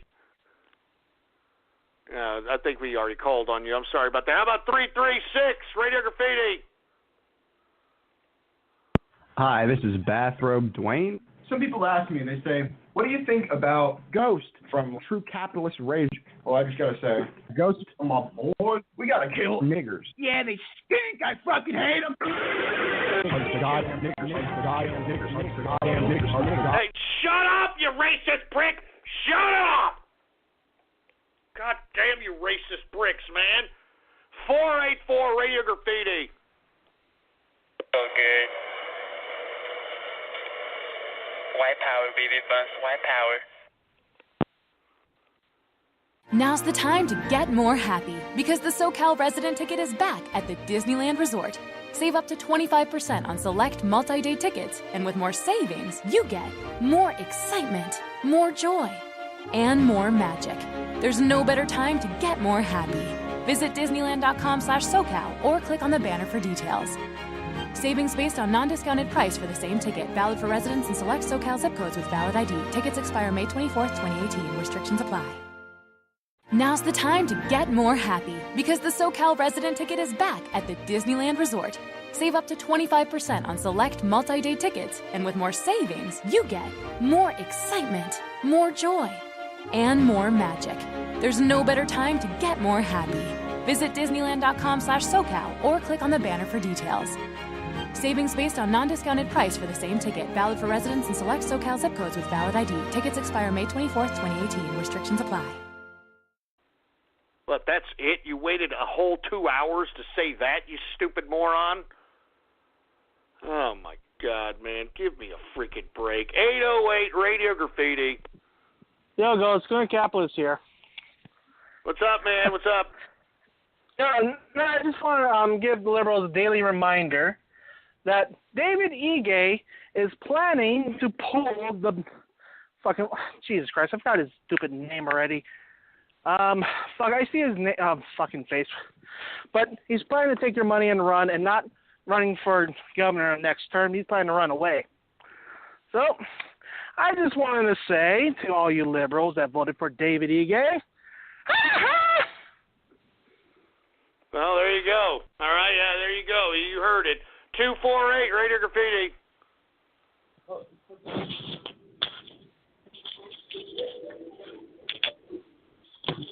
Jesus Christ, get it straight. 732 Radio Graffiti. We got pylons. Radio Graffiti. Oh, my God, man. You guys are sons of bitches. You know what? I'm going to call one of my blacks. The fingers you have used to dial are too fat. To obtain a special dialing wand, please mash the keypad with your palm now. Uh-oh. Spaghetti! You son of a bitch. You're calling me fat, boy? Son of a bitch! Yeah, you son of a bitch. I bet you're so fat. I bet you're so damn fat you use pillowcases for socks. You diabetic foot asshole. Give me the mic.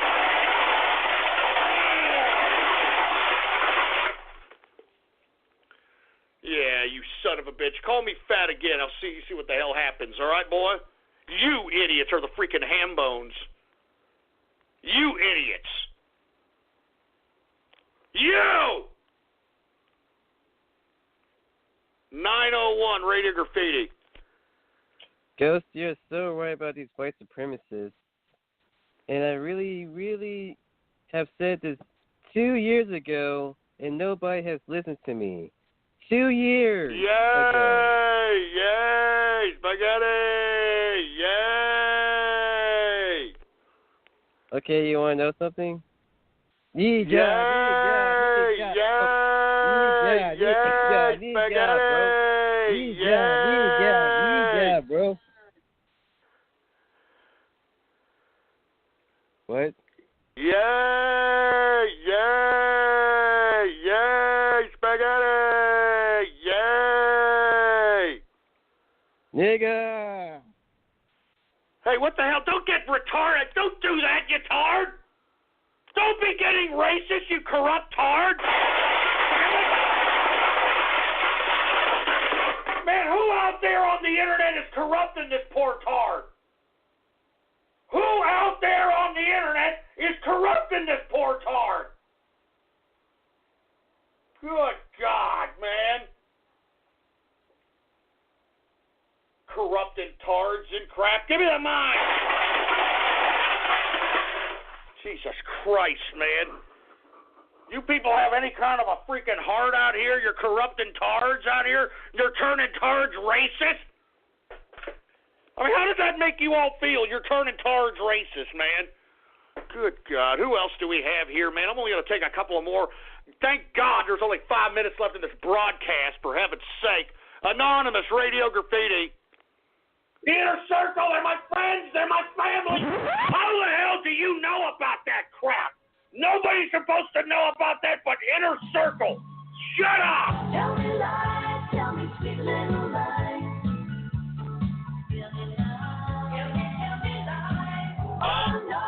Shut the fuck up. Shut up!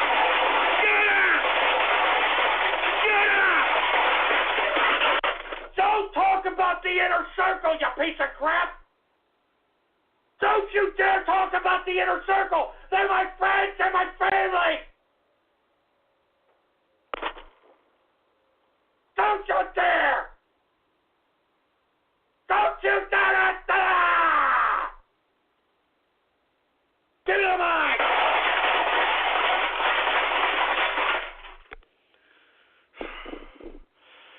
Shut up.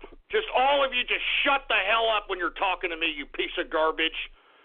Anonymous Radio Graffiti.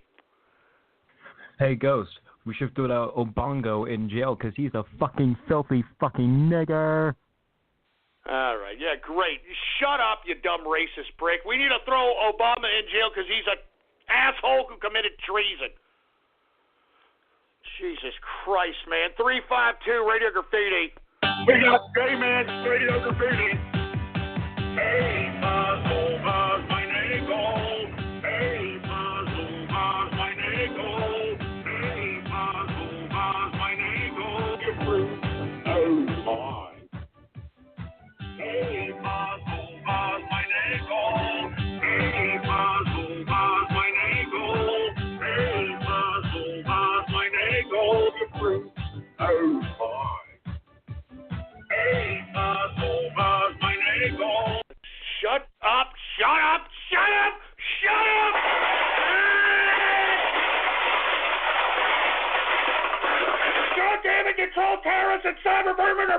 me off on this Fruit Bowl goddamn Wednesday. You're pissing me off on this Fruit Bowl goddamn Wednesday. Good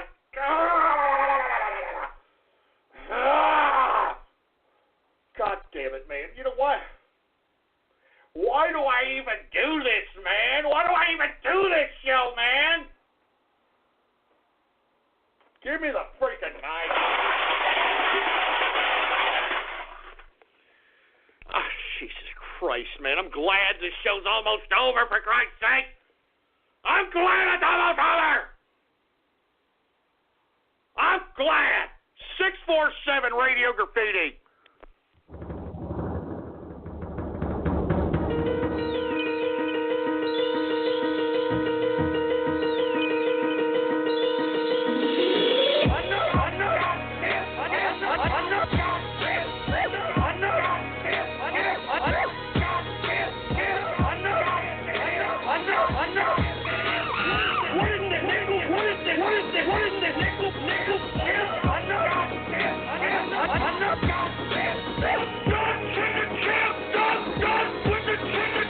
Look, I just freaking said that.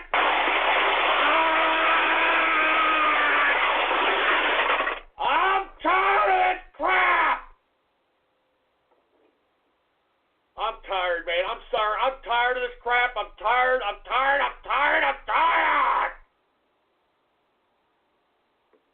Man,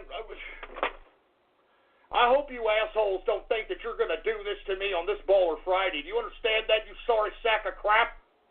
I hope you don't think that, boy. Give me the mic. Freaking God. Give me the mic. You better not think you're going to be able to do this on a goddamn Baller Friday this Friday, boy. I guarantee you ain't gonna, boy. You ain't gonna. 713 Radio Goddamn Graffiti.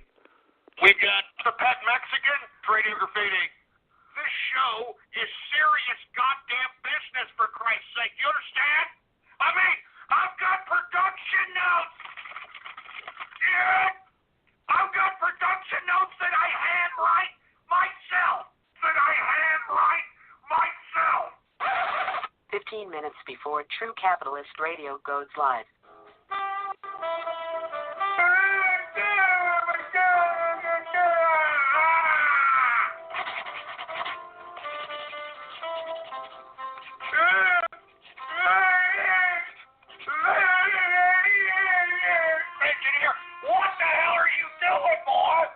I think that you might be fired, engineer. Do you understand that? Shut up! Do you want your job, engineer? Seriously, I mean, do you care about your job? Well, then act like it! Stop crying and act like it, boy! God damn it. Just sit there and shut up and do your goddamn NG job and shut up!